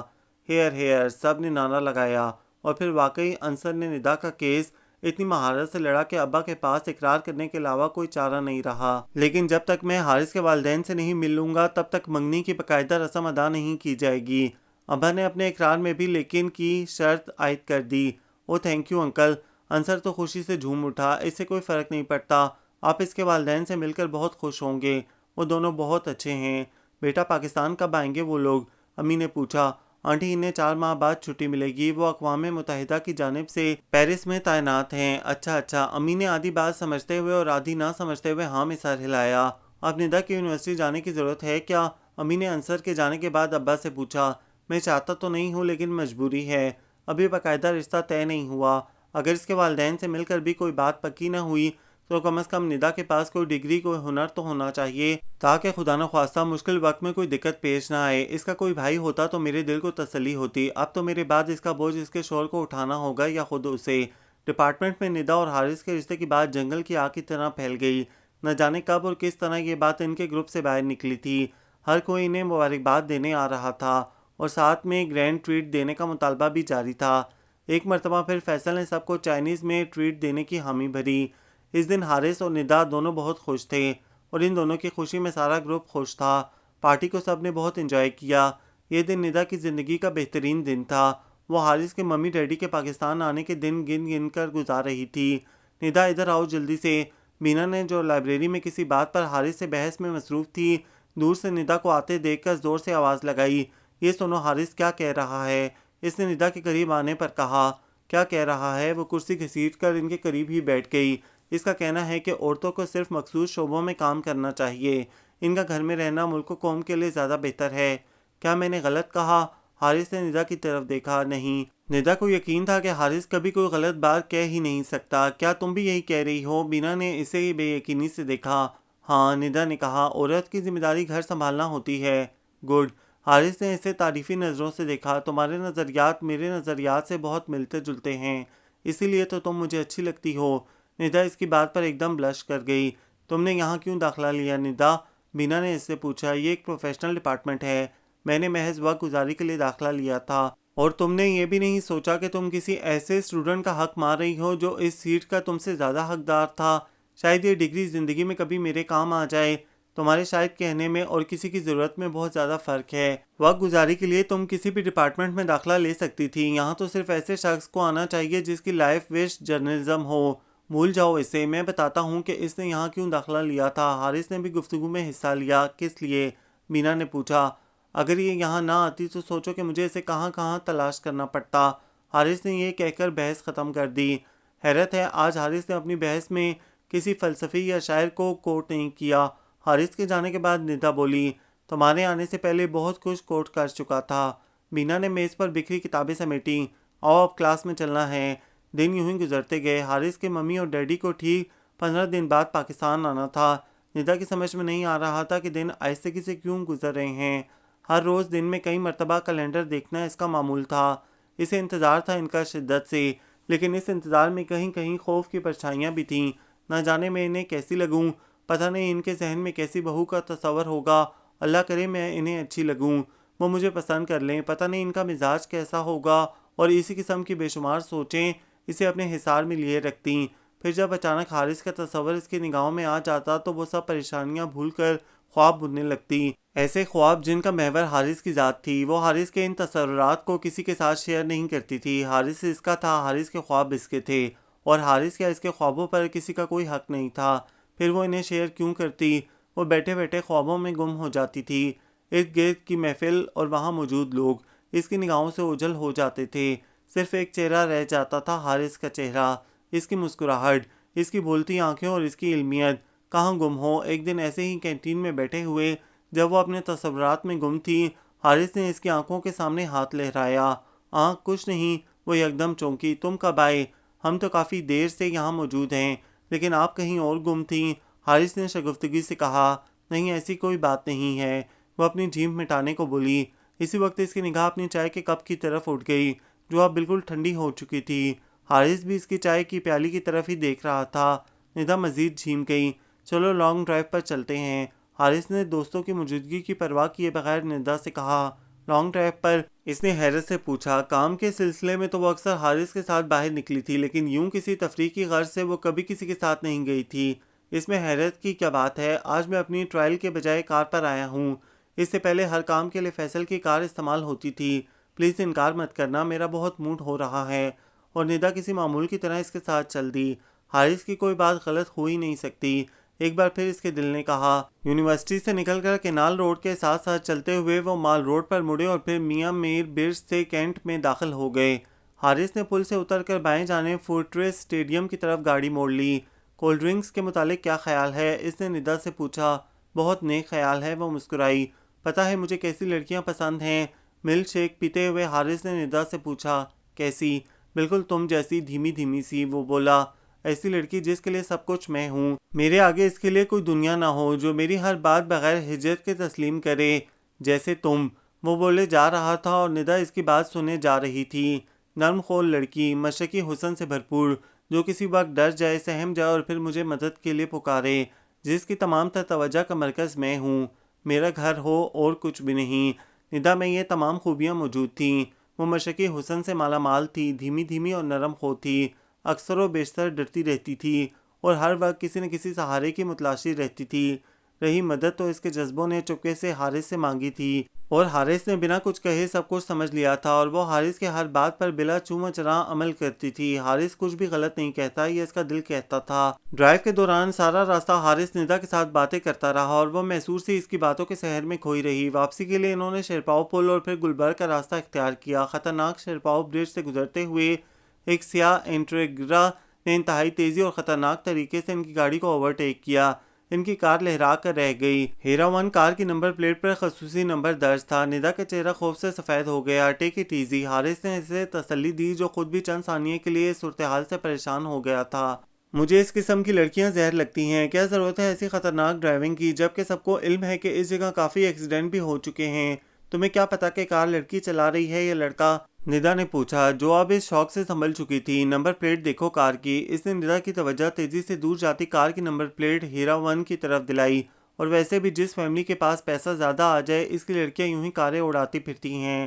اگلے دن یونیورسٹی میں جس چیز نے ندا کی توجہ سب سے پہلے اپنی طرف مبذول کروائی وہ کل والی کار ہیرا 1 تھی۔ سیڑھیاں چڑھ کر وہ ڈپارٹمنٹ پہنچی تو سامنے ہی ایک انتہائی خوبصورت اور پراعتماد لڑکی فیصل اور انصر سے باتیں کر رہی تھی۔ فضا میں فرینچ پرفیوم کولے کی مہک رچی ہوئی تھی۔ سینٹ مائیکل کی نیلی جینز، وائٹ اوپن شرٹ اور لین کم کا خوبصورت میک اپ کیے وہ غضب ڈھا رہی تھی۔ اپنی گوگلز اس نے ماتھے سے اوپر اپنے سرخ شولڈر کٹ بالوں میں اٹکا رکھی تھیں۔ اس کا کھڑے ہونے اور بات کرنے کا انداز اس کے پراعتماد ہونے کا ثبوت دور ہوئی سے دے رہا تھا۔ ندا کے قریب سے گزرنے پر انصر نے اسے روک لیا۔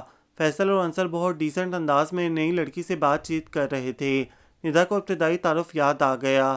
اس کے ہونٹوں پر مسکراہٹ پھیل گئی۔ یہ میری چھوٹی اور بہت پیاری بہن ندا ہے۔ انصر نے اس کا تعارف کرایا۔ اور ندا یہ ہماری نئی کلاس فیلو ہیرا ہے۔ تو وہ کار اس کی ہے، اس نے دل میں سوچا۔ آپ سے مل کر خوشی ہوئی، ندا نے رسماً کہا، کیونکہ کل کی خطرناک ڈرائیونگ کے بعد اسے ہیرا سے مل کر قطعاً خوشی نہیں ہوئی تھی۔ یہ شاید اس کی وجہ حارث کے وہ کمنٹس تھے جو اس نے ہیرا کے متعلق دیے تھے، اور حارث کی ہر بات وہ بلا حیل و حجت مان جاتی تھی کیونکہ وہ ہمیشہ درست کہتا تھا۔ مجھے بھی، ہیرا نے شگفتگی سے کہا، میں نے حال ہی میں فورن سے یہاں مائیگریشن کرائی ہے۔ کچھ ایسے پرابلمز ہو گئے تھے کہ ہمیں پاکستان آنا پڑا۔ اور اب آپ کا یہیں رہنے کا ارادہ ہے؟ فیصل نے پوچھا۔ میرا تو کافی عرصے سے ارادہ تھا، لیکن پاپا اور ماما واپس نہیں آنا چاہتے تھے۔ پھر کچھ ایسا چانس بنا کہ پاپا کو بزنس پاکستان منتقل کرنا پڑا۔ ہیرا کافی تفصیل سے سب کچھ بتا رہی تھی۔ ماما چاہتی تھی کہ میں باہر ہی رہوں اور تعلیم وہیں مکمل کروں، لیکن میرے دل کی آرزو یہی تھی کہ اب اپنا دیس دیکھوں۔ سو سب کی مخالفت کے باوجود بھی میں پاکستان چلی آئی۔ ابھی میرا بھائی اور ایک بہن باہر ہی پڑھ رہے ہیں۔ ابھی اس نے بمشکل اپنی بات ختم ہی کی تھی کہ حارث بھی ان کے قریب آ گیا۔ ہیرا کی موجودگی پر غور کیے بغیر یا شاید اسے نظر انداز کر کے وہ ندا سے مخاطب ہوا۔ یہ باہر بلیک انٹیگرا کس کی ہے؟ میں نے نمبر دیکھا ہے، کل والی ہی ہے۔ ہاں، ندا نے اس کے مزید کچھ بولنے سے پہلے کہا، یہ ہیرا ہیں، انہی کی کار ہے۔ او اچھا۔ اب وہ اس کی طرف متوجہ ہوا۔ اگر آپ کو کار چلانی نہیں آتی تو میری آپ سے گزارش ہے کہ سڑک پر نکلنے سے پرہیز کیا کریں، یا پھر کار اتنی رفتار سے چلایا کریں کہ اگر آپ کی وجہ سے کسی کی جان چلی جائے تو آپ کو اس کا علم ضرور ہو۔ میری وجہ سے کوئی جان سے جائے؟ ہیرا نے حارث کی بات کو ایسے دہرایا جیسے انجوائے کر رہی ہو۔ اگر کوئی میری وجہ سے مرتا ہے تو مجھے کیا ضرورت ہے کہ اسے مقتول ہوتے ضرور دیکھوں تاکہ منزل مقصود پر پہنچ کر ایمبولینس کے لیے فون کر سکیں۔ حارث، ندا نے نظروں میں اسے سرزنش کی، لیکن حارث کی بات سن کر ہیرا نے زندگی سے بھرپور کہکا لگایا۔ Good joke. ویسے آپ کو مجھ سے یہ شکایت ہوئی کب؟ کل ہم شیرپاؤ برج سے گزر رہے تھے، جب آپ نے یا آپ کی کار میں بیٹھے کسی شخص نے کافی خطرناک انداز میں ہمیں اوورٹیک کیا۔ اس سے پہلے کہ حارث اپنے مخصوص انداز میں اسے جواب دیتا، ندا بول پڑی، او اچھا، اس وقت میں جلدی میں تھی۔ ہیرا نے بے پرواہی سے کہا، لیکن ہمیں اوپر پہنچنے کی کوئی جلدی نہیں تھی۔ حارث نے پھر طنزاً کہا، میں کافی مہارت سے کار چلاتی ہوں، اس لیے مجھ سے آپ کو کوئی خطرہ نہیں ہو سکتا تھا۔ اس کے لہجے میں فخر و غرور کا شائبہ تک نہ تھا۔ اگر میں کل کار تیز نہ چلاتی تو اس میں موجود زخمی وقت سے پہلے اوپر پہنچ جاتا۔ کیا مطلب؟ فیصل نے پوچھا۔ مطلب یہ کہ میں اس شہر کو دیکھنا چاہتی تھی، سو لانگ ڈرائیو پر نکل گئی۔ اس نے حسب عادت پھر سب باتیں تفصیل سے بتانا شروع کیں۔ شامی روڈ پر ایک کار اور سائیکل والے کی ٹکر ہو گئی۔ کار والا بھاگ گیا، بیچارہ سائیکل والا زخمی حالت میں سڑک پر پڑا تھا۔ ٹریفک اتنی زیادہ نہیں تھی، بہرحال کسی نے بھی رکنے کی زحمت نہیں کی۔ میں اس سے لے کر کسی کلینک جا رہی تھی۔ راستوں اور جگہوں کا مجھے علم نہیں تھا اور میرا خیال تھا کہ کلینک ڈھونڈنے میں مجھے کافی ٹائم بھی لگے گا، اس لیے میں نے کار کو زیادہ ایکسیلریٹ کر دیا۔ بالآخر اس نے اپنی بات ختم کی۔ او آئی ایم سوری، حارث نے کہا، میں کچھ اور سمجھا تھا۔ اٹس آل رائٹ، اس نے حسب عادت بے پرواہی سے کہا، اور پھر بغیر کسی احساس کے ہیرا ان کے گروپ میں شامل ہو گئی۔ اس کی عادتیں بہت اچھی تھیں اور اسی وجہ سے اس کی پورے گروپ سے بہت اچھی دوستی ہو گئی۔ اس کا علم بھی حارث کی طرح بہت وسیع تھا۔ اس نے بھی حارث کی طرح فلسفے اور ادب کو کھنگال رکھا تھا۔ سائیکالوجی سے اسے بہت دلچسپی تھی اور اس کی اس عادت نے اسے اور حارث کو ایک دوسرے کے مقابلے پر لا کھڑا کیا تھا۔ اس سے قبل حارث کے ساتھ بحث نہیں کی جاتی تھی، بلکہ سب اس کا لیکچر سنتے تھے۔ اس کے لیے کسی بھی ایسے شخص کا وجود اپنے سامنے برداشت کرنا بہت مشکل تھا جو اس کے علم کو چیلنج کرے، اور ہیرا اس کی ہر بات کو چیلنج کرتی تھی۔ حارث پلیز، مجھے پتا ہے کہ ہیگل اور کانٹ کیا کہہ گئے ہیں، میں نے ان دونوں کو پڑھ رکھا ہے۔ وہ کسی بحث کے دوران اس سے مخاطب تھی۔ ان دونوں کے نظریات سے میں واقف ہوں۔ میں تمہارے اوریجنل خیالات جاننا چاہتی ہوں، محض فلسفیوں کے اقتباسات نہیں۔ میرے خیالات اکثر فلسفیوں سے ملتے جلتے ہیں، میرے نہیں، اس نے بے پرواہی سے کہا۔ اس کا یہ انداز حارث کو مزید چڑھا گیا۔ ڈپارٹمنٹ میں ہیرا کے آنے سے بہت رونق آ گئی تھی۔ یوں لگتا تھا جیسے اس کے آنے سے پہلے کوئی کمی تھی۔ آتے ساتھ ہی کچھ پروفیسرز اس کی ذہانت کے قائل ہو گئے تھے۔ کچھ ایسے بھی تھے جو اب تک تقسیم سے قبل کے علم پر گزارا کر رہے تھے۔ ان کے لیے ہیرا کی آمد اور اس کی ذہانت تسلیم کرنا بہت مشکل تھا، لیکن ہیرا ان سب باتوں سے بے پرواہ تھی۔ اس کی سب سے زیادہ بحث پروفیسر عمران یا حارث سے ہوتی تھی۔ ایسے میں حارث کا رویہ قدرے جارحانہ ہوتا تھا اور انداز گفتگو اس کے مخاطب کو چت کرنے کی خواہش کا خماس ہوتا تھا۔ جبکہ پروفیسر عمران ہیرا کی باتوں کو بغور سنتے اور اس کے حق یا مخالفت میں دلائل سے بات کرتے۔ ان دنوں حارث کے لیے ندا بالکل فیڈ آؤٹ ہو چکی تھی، اور ندا ہی کیا باقی گروپ سے بھی وہ تقریباً کٹ چکا تھا۔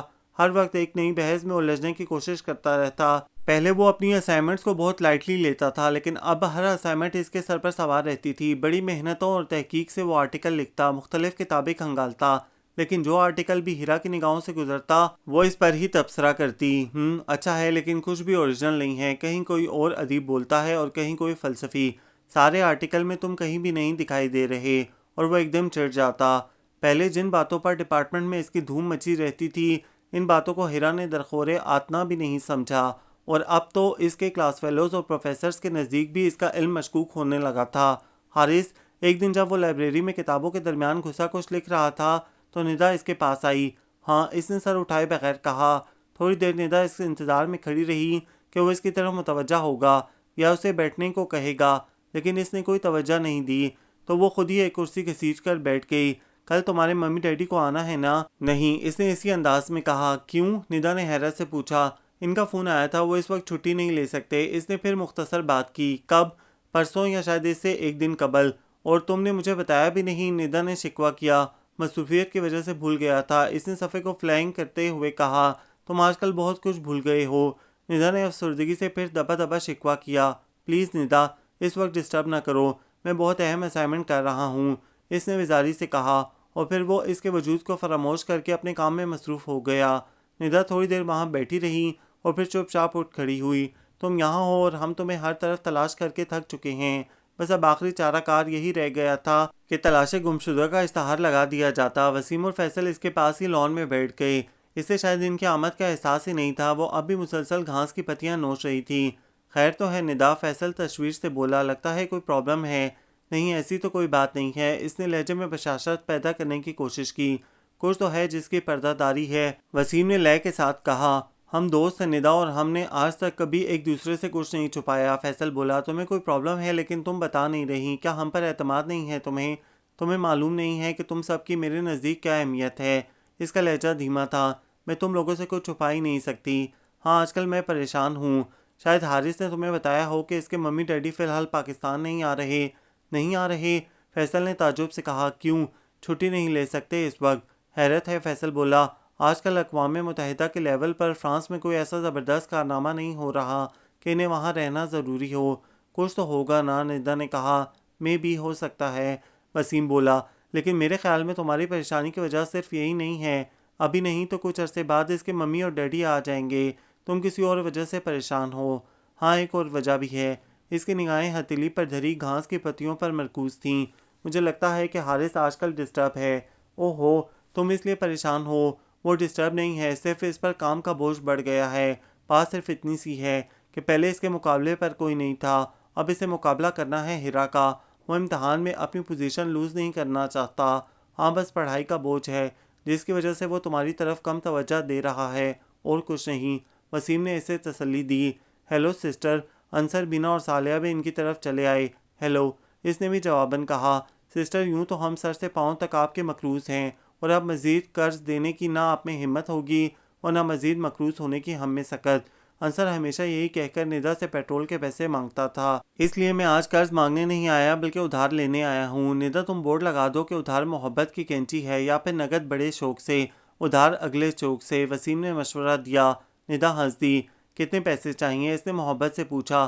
اسے انصر واقعی بھائیوں کی طرح عزیز تھا۔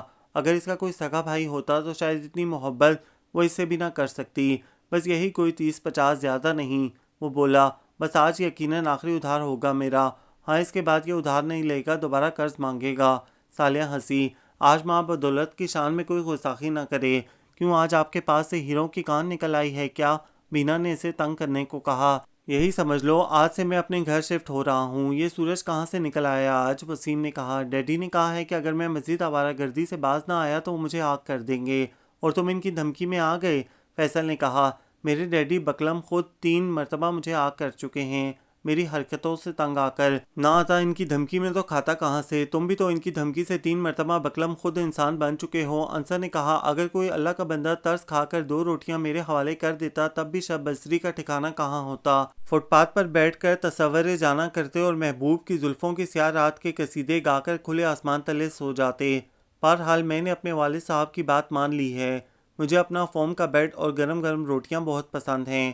کل سے ہمیں باقاعدہ جیب خرچ اس وقت تک ملتا رہے گا جب تک ہم بقول والد صاحب تیر کی طرح سیدھے رہیں گے، تو پھر کل تمہاری طرف سے ٹریٹ۔ وسیم نے حسب عادت کہا۔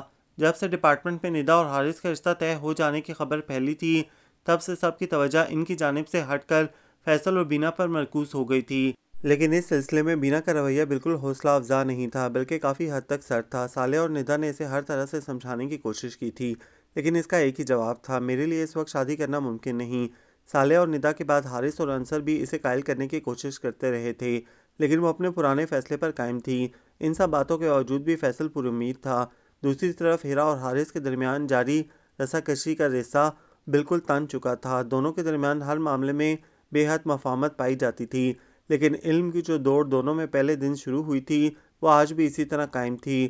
حارث غلط یا صحیح اپنی بات پر اڑا رہتا تھا جبکہ ہیرا کے رویے میں کم از کم اتنی لچک ضرور تھی کہ اگر اسے اپنے نظریات میں کوئی کمی یا خامی نظر آتی تو وہ انہیں بدل لیتی تھی، لیکن ایسا بہت کم ہوتا تھا کہ اسے کسی کمی یا خامی کا احساس ہو۔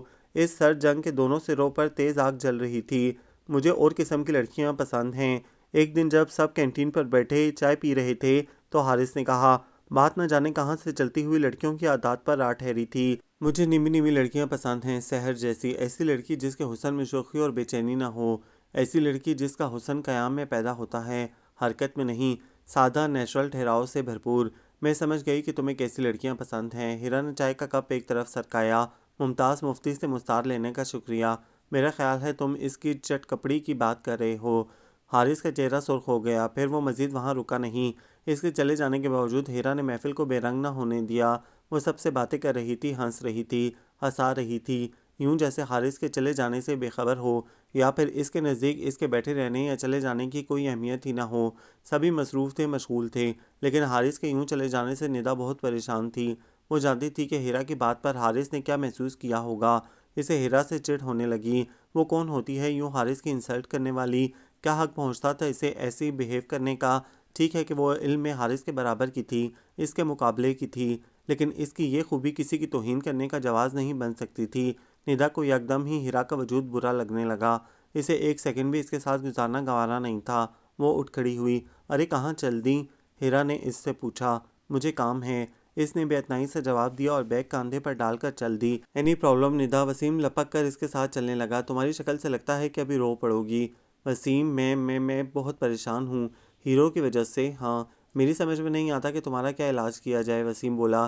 پہلے بھی میں نے اور فیصل نے تمہیں بہت سمجھایا تھا کہ وہ پڑھائی کی وجہ سے پریشان ہے، کچھ عرصہ بعد تمہیں اس سے کوئی شکایت نہیں رہے گی۔ وسیم، آخر ہیرا ہر مرتبہ اس کی انسلٹ کیوں کرتی ہے؟ کیا حق ہے اس کا اسے؟ آج بھی اس نے ایسے ہی کیا ہے اور اسی وجہ سے حارث وہاں سے اٹھ کر چلا گیا۔ وہ یکدم پھٹ پڑی۔ مجھے چڑ ہو گئی ہے اس لڑکی سے، سمجھا کیا ہوا ہے اس نے خود کو؟ او ہو، تم تو خواہ مخواہ ہیرا سے ناراض ہو رہی ہو۔ بات صرف اتنی سی ہے کہ اگر حارث اپنی گفتگو میں جگہ جگہ کتابوں کے اقتباسات کا آزادانہ استعمال کر کے اپنی علمیت ثابت کرتا ہے تو وہ بھی اپنی علمیت ثابت کرنے کے لیے ان کتابوں یا رائٹرز کا حوالہ دے دیتی ہے۔ یہ تو علم کی جنگ ہے جس میں دونوں میں سے کوئی بھی ہارنا نہیں چاہتا۔ اس جنگ میں بالآخر ہار ہیرا کی ہی ہوگی۔ حارث کبھی کوئی بات غلط نہیں کہتا، اس کے لہجے میں یقین تھا۔ ہاں تم درست کہہ رہی ہو، میرا بھی یہی خیال ہے، وسیم نے اسے محض تسلی دینے کی غرض سے کہا۔ جب تک یہ جنگ جاری ہے تب تک اسے دیکھو اور انجوائے کرو۔ جیت تو بالآخر ہمارے ہیرو کی ہی ہوگی، اور اگر بیچ میں کوئی گڑبڑ ہو گئی تو گڑبڑ کیسی؟ ہم جو ہیں اقوام متحدہ کا رول پلے کرنے کے لیے، وسیم نے خوش مزاجی سے کہا۔ بس اب پریشانی چھوڑو۔ دن یوں ہی گزر رہے تھے۔ ندا کے امی اور ابو کو حارث کے والدین کی آمد کا شدت سے انتظار تھا۔ پہلے ہی 4 ماہ کا انتظار ان کے لیے طویل تھا، اب تو سارا معاملہ غیر معینہ مدت کے لیے ٹل گیا تھا۔ دوسری طرف ندا وسیم سے بات کر کے کچھ مطمئن ہو گئی تھی، گو کہ حارث کا رویہ اب بھی ویسا ہی تھا اور ہیرا کے ساتھ ہونے والی رسا کشی میں بھی کوئی فرق نہیں آیا تھا۔ ہاں، اب یوں دکھائی دینے لگا تھا کہ رسا ہر ممکن حد تک تن چکا ہے۔ عافیت اسی میں تھی کہ دونوں رسے کو کچھ ڈھیل دے دیں یا کوئی ایک فریق کسی صورت ہار جائے۔ رسے کے تڑک جانے کی صورت میں دونوں ہی پیٹھ کے بل گر کے اپنا نقصان کر لیتے۔ ایسے ہی ایک دن ندا لائبریری میں داخل ہوئی۔ ان کا پورا گروپ اپنی نشستوں پر برا جمان تھا، سب ایک دوسرے سے باتیں کر رہے تھے، ہیرا اور حارث بھی۔ یہ بات ندا کے لیے عجیب تھی کیونکہ لائبریری میں ہیرا اور حارث ایک دوسرے سے باتیں نہیں کرتے تھے بلکہ ایک نہ ختم ہونے والی بحث میں مصروف ہوتے تھے۔ بہرحال اسے نظر انداز کر کے وہ اپنی مخصوص کرسی کی طرف بڑھی۔ اس کی آمد پر بھی باقی گروپ کی باتیں جاری رہیں۔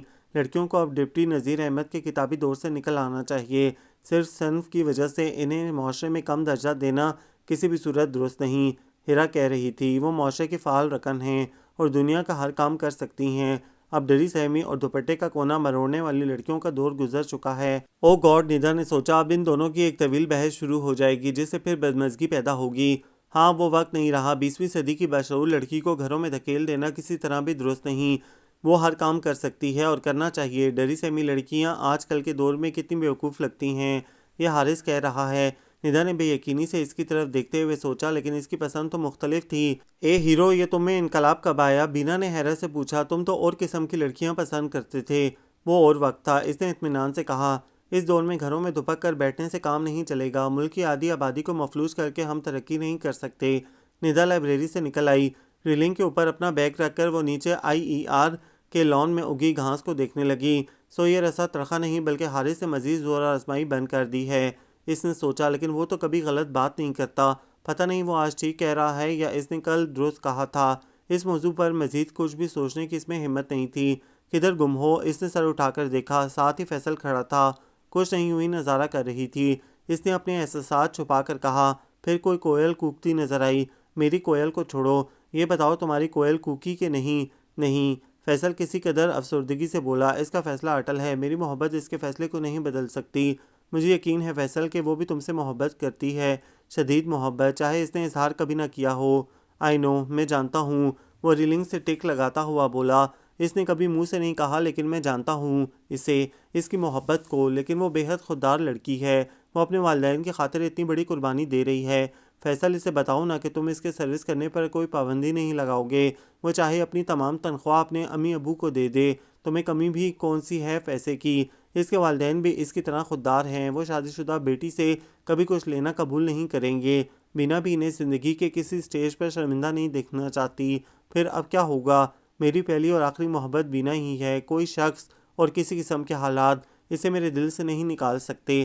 اس کے لہجے میں سچائیاں تھیں۔ میں دعا کروں گی فیصل کہ تمہاری بینا تمہیں مل جائے۔ تم دونوں یہاں کھڑے گپے لگا رہے ہو اور میں ہر طرف تم لوگوں کو تلاش کرتا پھر رہا ہوں۔ انصر انہیں دیکھ کر دور ہی سے بولا، تم لوگوں نے کہیں وسیم کو دیکھا؟ کیوں؟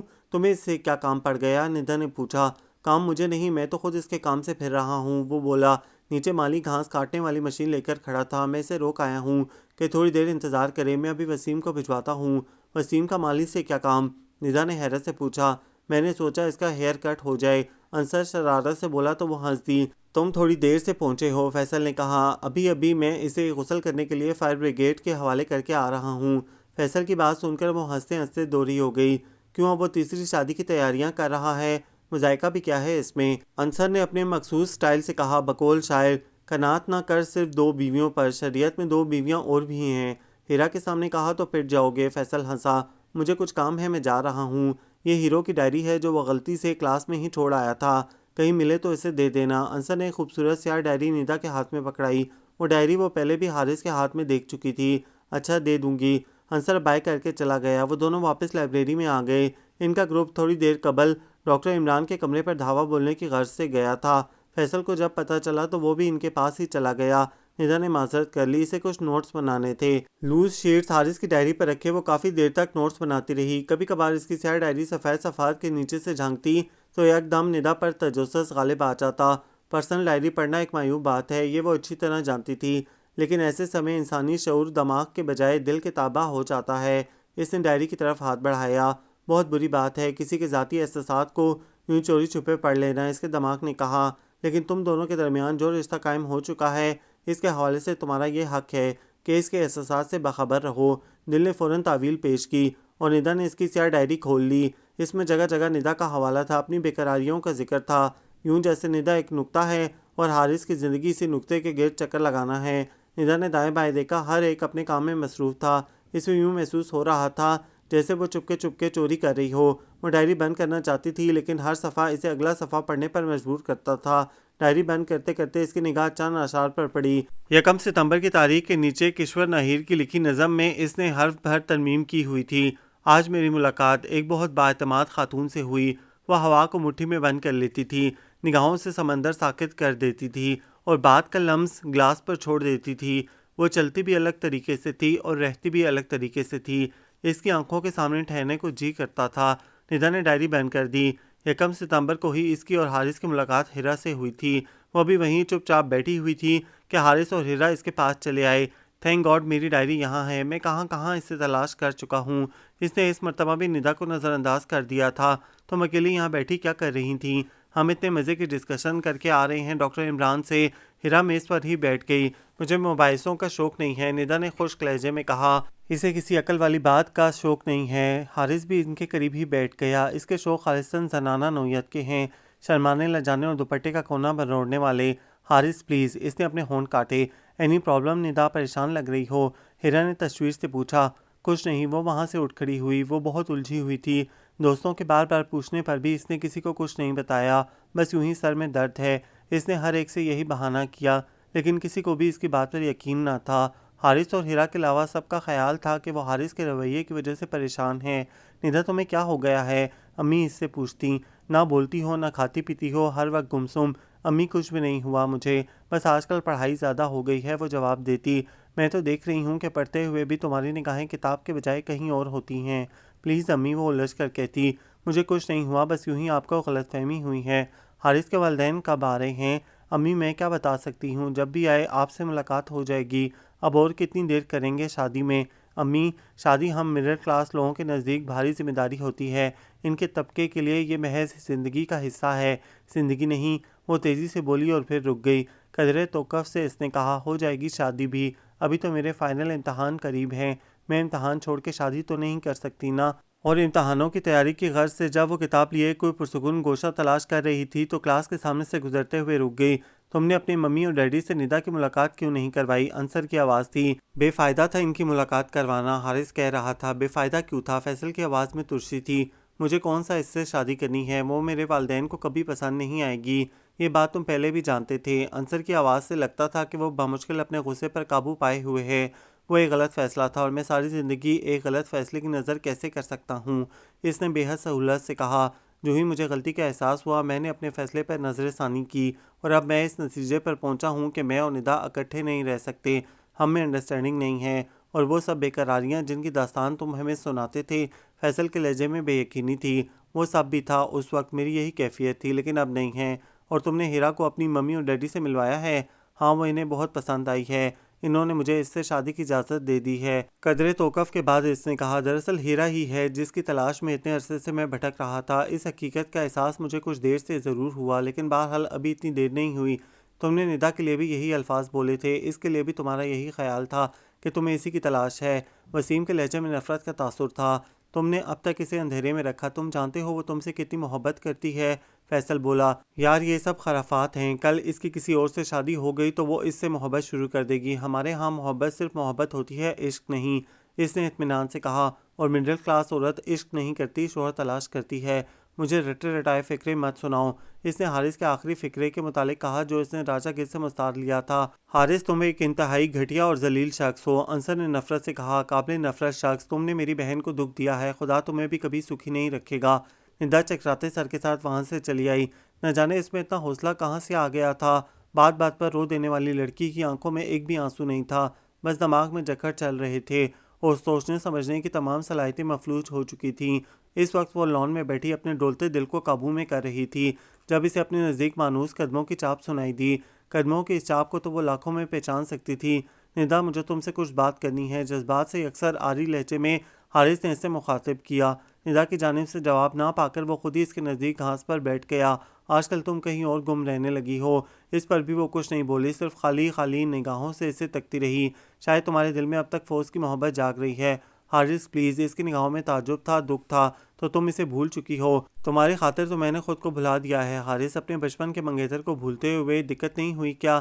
کیسی باتیں کر رہے ہو تم؟ میں نے تمہاری خاطر سب کو بھلا دیا ہے، اپنے جذبات، اپنا وجود، اپنا احساس تک بھلا دیا ہے میں نے۔ تم اگر اپنے بچپن کے منگیتر کو بھلا سکتی ہو جس سے تمہیں اتنی زیادہ محبت تھی، تو تم مجھے بھی کبھی بھی بھول سکتی ہو، کسی اور شخص کے لیے۔ جب تم نے ایسے شخص کو بھلا دیا جس سے تمہارا ساتھ اتنا پرانا تھا، تو مجھے کیا گارنٹی دے سکتی ہو؟ ہماری محبت تو ابھی صرف ابتدائی سٹیج میں ہے۔ اس ظالم اور کٹھور شخص نے سب الزام اسی پر دھر دیے، اسی وجہ سے میرے لیے تمہارا ساتھ دینا بہت مشکل ہے۔ حارث رک جاؤ پلیز، تمہیں میری قسم۔ لیکن وہ رکا نہیں، اس نے مڑ کر بھی نہیں دیکھا اور پھر وہ اس کے پاس لوٹا بھی نہیں۔ کیا کہا تھا اس نے؟ ثالیہ نے پوچھا۔ جواز ڈھونڈ رہا تھا نئی محبت کا، وہ کہہ رہا تھا میں اس کو بھول جاؤں گی، اور پھر پورا گروپ ٹوٹ گیا۔ سب فائنل کے امتحان کی تیاری کی غرض سے گوشہ نشین ہو گئے۔ جو وقت کبھی پر لگا کر اٹھتا تھا، اب اس کا ایک ایک پل صدی بن چکا تھا۔ سب پر وقت کا بوجھ تھا، سب کی گردنیں اس کے بوجھ تلے دبی ہوئی تھیں اور زبانیں کنگ تھیں۔ اگر کوئی ایک دوسرے سے ملتا تو یوں لگتا جیسے دو چور آپس میں مل رہے ہوں، پکڑے جانے کے خوف سے محتاط گفتگو کرنے والے دو چور۔ اور پھر اس بساط کی سب بازیاں غلط ہو گئیں، جیتنے والوں کے سب مہرے پٹ گئے، یوں لگا کہ پوری بساط ہی الٹ گئی۔ ہیرا، میں بہت دنوں سے تمہیں ڈھونڈ رہا تھا۔ امتحان کے بعد حارث کی ملاقات ہیرا سے ڈپارٹمنٹ کی سیڑھیوں پر ہوئی۔ کتنی دفعہ تمہیں تمہارے گھر بھی فون کیا لیکن بات نہیں ہو سکی۔ ہاں، میں قائد اعظم لائبریری میں جا کر تیاری کر رہی تھی۔ سناؤ کیسے پیپرز ہوئے تمہارے؟ اچھے ہو گئے ہیں، تمہارے کیسے ہوئے؟ تم سے زیادہ نمبر نہیں لے سکوں گی، امتحانی نقطہ نگاہ سے تم زیادہ بہتر طالب علم ہو۔ اس وقت ان باتوں کو چھوڑو، مجھے تم سے ضروری بات کرنی ہے۔ ادھر سیڑھیوں پر ہی کرو گے کیا؟ وہ بولی۔ آؤ ڈاکٹر عمران کے کمرے میں چلتے ہیں۔ وہ دونوں ڈاکٹر عمران کے کمرے میں چلے آئے، جو غالباً پریویس کی کلاس لے رہے تھے۔ ہاں بتاؤ، کیا کہنا ہے تمہیں؟ ہیرا نے پوچھا۔ تمہیں میرے ممی ڈیڈی کیسے لگے؟ بہت اچھے اور سویٹ، وہ بولی۔ انہیں بھی تم بہت اچھی لگی ہو، اس نے کہا۔ انہوں نے مجھے تم سے شادی کی اجازت دے دی ہے۔ ہیرا، میں اپنے خیالات کے اظہار کے لیے مختلف کتابوں کا سہارا لیا کرتا تھا، لیکن آج تم سے اظہار محبت کرتے وقت مجھے کسی کتاب کا کوئی پیراگراف یاد نہیں آ رہا کہ کیٹس اپنی فینی کو کیا کہا کرتا تھا۔ بس مجھے اتنا پتا ہے کہ مجھے تم سے محبت ہے، شدید محبت۔ میں تم سے شادی کرنا چاہتا ہوں۔ اس نے ہیرا کی طرف دیکھا جو دلچسپ نظروں سے اسے دیکھ رہی تھی۔ گڈ، اس نے بہت اطمینان سے کہا۔ آج میرے دل پر پڑا بوجھ ہلکا ہو گیا ہے۔ یہ بوجھ اس دن میرے دل پر پڑا تھا جس دن تم نے ندا کو ریجیکٹ کیا تھا، میری خاطر نہیں، اپنی خاطر۔ لیکن تمہاری اس حرکت کے بعد میں اپنی ہی نظروں میں گر گئی۔ تم نے مجھے بطور چارہ استعمال کیا تھا۔ میں اس دن سے اس انتظار میں تھی کہ تم کب مجھ سے اظہار محبت کرو گے۔ تم کہنا کیا چاہتی ہو؟ حارث نے تعجب سے پوچھا۔ میری بات غور سے سنو، بغیر کسی مداخلت کے، وہ قدرے سختی سے بولی۔ میں تمہیں آج تمہارے متعلق وہ سب باتیں بتانا چاہتی ہوں جو شاید تم بھی نہیں جانتے، یا پھر جانتے بوجھتے انہیں نظر انداز کرتے چلے آئے ہو۔ میں تمہیں بتانا چاہتی ہوں کہ تم اصل میں کیا ہو حارث۔ دراصل تمہاری ذات میں کچھ بھی تمہارا نہیں ہے۔ تم آئینے کی مانند ہو، شفاف، جس کے اپنے اندر کچھ بھی نہیں ہوتا۔ اس میں صرف عکس ہوتے ہیں دوسروں کے، ان لوگوں کے جو اس کے سامنے کھڑے ہوتے ہیں یا محض چل کر گزر جاتے ہیں۔ تمہارے اسی آئینے کے سامنے کبھی کوئی ادیب کھڑا ہوتا ہے، اور کبھی کوئی فلسفی یا مصلح، اور کبھی کوئی عام سی شخصیت اس میں اپنا عکس ڈال دیتی ہے۔ پہلے تم میں ندا کا عکس تھا، پھر میرا عکس پڑنے لگا، اور شاید میرے بعد کسی اور شخص کا عکس اس میں دکھائی دینے لگے۔ تم خود کچھ بھی نہیں ہو حارث، تمہاری اپنی ذات آج تک ڈیولپ ہی نہیں ہو سکی۔ وہ کتابوں اور شخصیتوں کی پرتوں کے نیچے شاید کہیں بہت دور دفن ہے۔ لوگ کہتے ہیں تم قابل نفرت ہو، میں کہتی ہوں تم قابل ہمدردی ہو حارث۔ تم محض انسائکلوپیڈیا ہو معلومات کے اور کچھ نہیں۔ اس دن تم نے ندا کو یہ کہہ کر ریجیکٹ کیا تھا کہ وہ ایک محبت چھوڑ کر دوسری محبت کر سکتی ہے۔ آج میں تمہیں اسی بات پر ریجیکٹ کرتی ہوں۔ اگر تم ندا جیسی باوفا اور محبت کرنے والی لڑکی کو چھوڑ سکتے ہو تو مجھے بھی کسی وقت چھوڑ سکتے ہو۔ ارے آج میرے اولڈ اسٹوڈنٹ پھر یہاں کوئی ڈسکشن کر رہے ہیں۔ ڈاکٹر عمران کمرے میں داخل ہوئے۔ میں کافی دن سے ایک آگ میں جل رہی تھی، لیکن آج وہ آگ ٹھنڈی ہو گئی ہے۔ ڈاکٹر عمران کو دیکھ کر ہیرا ہنس دی۔ میں کئی دن سے آپ کو ٹال رہی تھی، آج میں آپ کے پروپوزل کو قبول کرتی ہوں۔ حارث کو 3 منزلہ عمارت گرتی محسوس ہوئی۔ وہ ڈگمگاتے قدموں سے کمرے سے باہر نکل گیا۔ اسے اپنی ذات سے نفرت محسوس ہونے لگی تھی۔ اتنا بڑا سر سننے کی اس میں ہمت نہ تھی، لیکن اب یہ پگھلا سیسا اس کے کانوں میں ڈالا جا رہا تھا جس کی اذیت اسے ساری زندگی محسوس کرنی تھی۔ میری ذات کیا ہے؟ کیا میں ممتاز مفتی کے افریت جیسا ہوں؟ کیا میرا عشق بھی پیچھے چلنا ہے؟ ہاں، میرا عشق بھی ایسا ہے، پیچھے چلنے والی میرے دل سے اتر جاتی ہے۔ جب تک میں پیچھے چلتا ہوں میرا جنون قائم رہتا ہے، ساتھ چلنے پر میرے قدم اکھڑ جاتے ہیں۔ او نو، میں ایسا نہیں ہوں، مجھے ایسا نہیں ہونا چاہیے۔ اور پھر چلتے چلتے جب وہ رکا تو ندا کے گھر کے سامنے تھا۔ آج وہ گھر دلہنوں کی طرح سجا ہوا تھا۔ ایک نظر باہر سے دیکھ کر وہ اندر داخل ہو گیا۔ اپنے پیچھے سے کاروں کے ہارن سنائی دیے، پھر کچھ شوق سی لڑکیوں کی آوازیں، بارات آ گئی، آؤ بارات دیکھیں۔ وہ اب بھی اپنے حواس میں نہیں تھا۔ ایک جانب کھڑا اسے دیکھ رہا تھا جیسے اسکرین پر چلنے والی فلم دیکھ رہا ہو۔ اس کے سامنے افراتفری تھی، ہنسی مذاق تھا، رنگ و نور کا سیلاب تھا، لیکن وہ بذات خود اس منظر کا حصہ نہ تھا، صرف ایک تماشائی تھا۔ پھر سرخ رنگ کے چمکتے جوڑے میں دلہن آئی جسے اسٹیج پر بٹھا دیا گیا۔ دلہن کے ساتھ اس کی 2 سہیلیاں بھی تھیں۔ میں بہت مجبور تھی بینا، ہر مڈل کلاس لڑکی کی طرح میں تم سے بہت شرمندہ ہوں۔ کیسی باتیں کر رہی ہو؟ اس نے حت الوسیع اپنے چہرے پر مسکراہٹ سجاتے ہوئے کہا۔ جو راستہ میرا تھا ہی نہیں، اس پر چلنے والے کو روکنے کا میرا کیا حق تھا؟ تمہیں یہ راہیں مبارک ہو میری دوست۔ 2-3 دوست باتیں کر رہے تھے۔ میں جانتا ہوں فیصل تم یہاں تک کیسے آئے ہو۔ تمہاری بینا بہت اچھی تھی، لیکن میری بہن بھی کسی سے کم نہیں ہے۔ پلیز اسے سکھی رکھنا، وہ کبھی تمہیں دکھ نہیں دے گی۔ بے فکر رہو دوست، میں اتنا کمظرف نہیں ہوں۔ اسے یہاں کس نے بلایا ہے؟ وسیم نے نفرت سے اس کی طرف دیکھا۔ باقی دونوں بھی اس کی طرف متوجہ ہو گئے۔ نہیں، ہم اتنے کمظرف نہیں، فیصل نے کہا اور اس کی جانب چل دیا۔ آؤ دوست، اس نے حارث کا ہاتھ پکڑ کر کہا تو وہ جیسے ہوش میں آ گیا۔ سرخ کپڑوں میں ملبوس ندا نے بھی سر اٹھا کر اس کی طرف دیکھا۔ پلیز چلے جاؤ یہاں سے، اس کی نگاہوں میں التجا تھی، اور پھر رسمیں ہوئی، مبارکبادوں کا غلغلہ مچا۔ اس کے بعد وہاں موجود ڈپارٹمنٹ فیلوز نے حارث کے ہاتھ میں گٹار تھما دیا۔ پلیز ایک زبردست گیت سناؤ۔ اس نے گٹار کے مدھم سر چھیڑ دیے۔ بہت دنوں کی بات ہے، فضا کو یاد بھی نہیں، یہ بات آج کی نہیں۔ اس نے گانا شروع کیا۔ کسی نے مجھ کو روک کر بڑی ادا سے ٹوک کر کہا تھا لوٹ آئیے میری قسم نہ جائیے۔ اس کی آواز میں اتنی خوبصورتی اس سے پہلے نہ تھی۔ میں شہر سے پھر آ گیا، خیال تھا کہ پا گیا اسے جو مجھ سے دور تھی مگر میری ضرور تھی۔ اسی وقت ہیرا اندر داخل ہوئی، شاید وہ دعوت میں کچھ دیر سے آئی تھی۔ میں کچھ اسی خوشی میں تھا، کسی نے جھانک کر کہا پرائے گھر سے جائیے میری قسم نہ آئیے۔ ہیرا اب سٹیج پر ندا کے ساتھ بیٹھ چکی تھی۔ کوئی نہیں جو روک کر، کوئی نہیں جو ٹوک کر کہے کہ لوٹ آئیے میری قسم نہ جائیے۔ حارث نے گٹار پاس پڑی میز پر رکھ دیا اور اٹھ کر ندا کے قریب گیا۔ خدا تمہیں ہمیشہ خوش رکھے، اور وہ دعا دے کر باہر نکل گیا ہجوم آبادی میں شامل ہونے۔ یہ ناول آپ سب کو کیسا لگا؟ کمنٹس میں اپنی رائے ضرور دیں، ہمیں انتظار رہے گا۔ ہمارے چینل کو لائک کریں، شیئر کریں، سبسکرائب کریں۔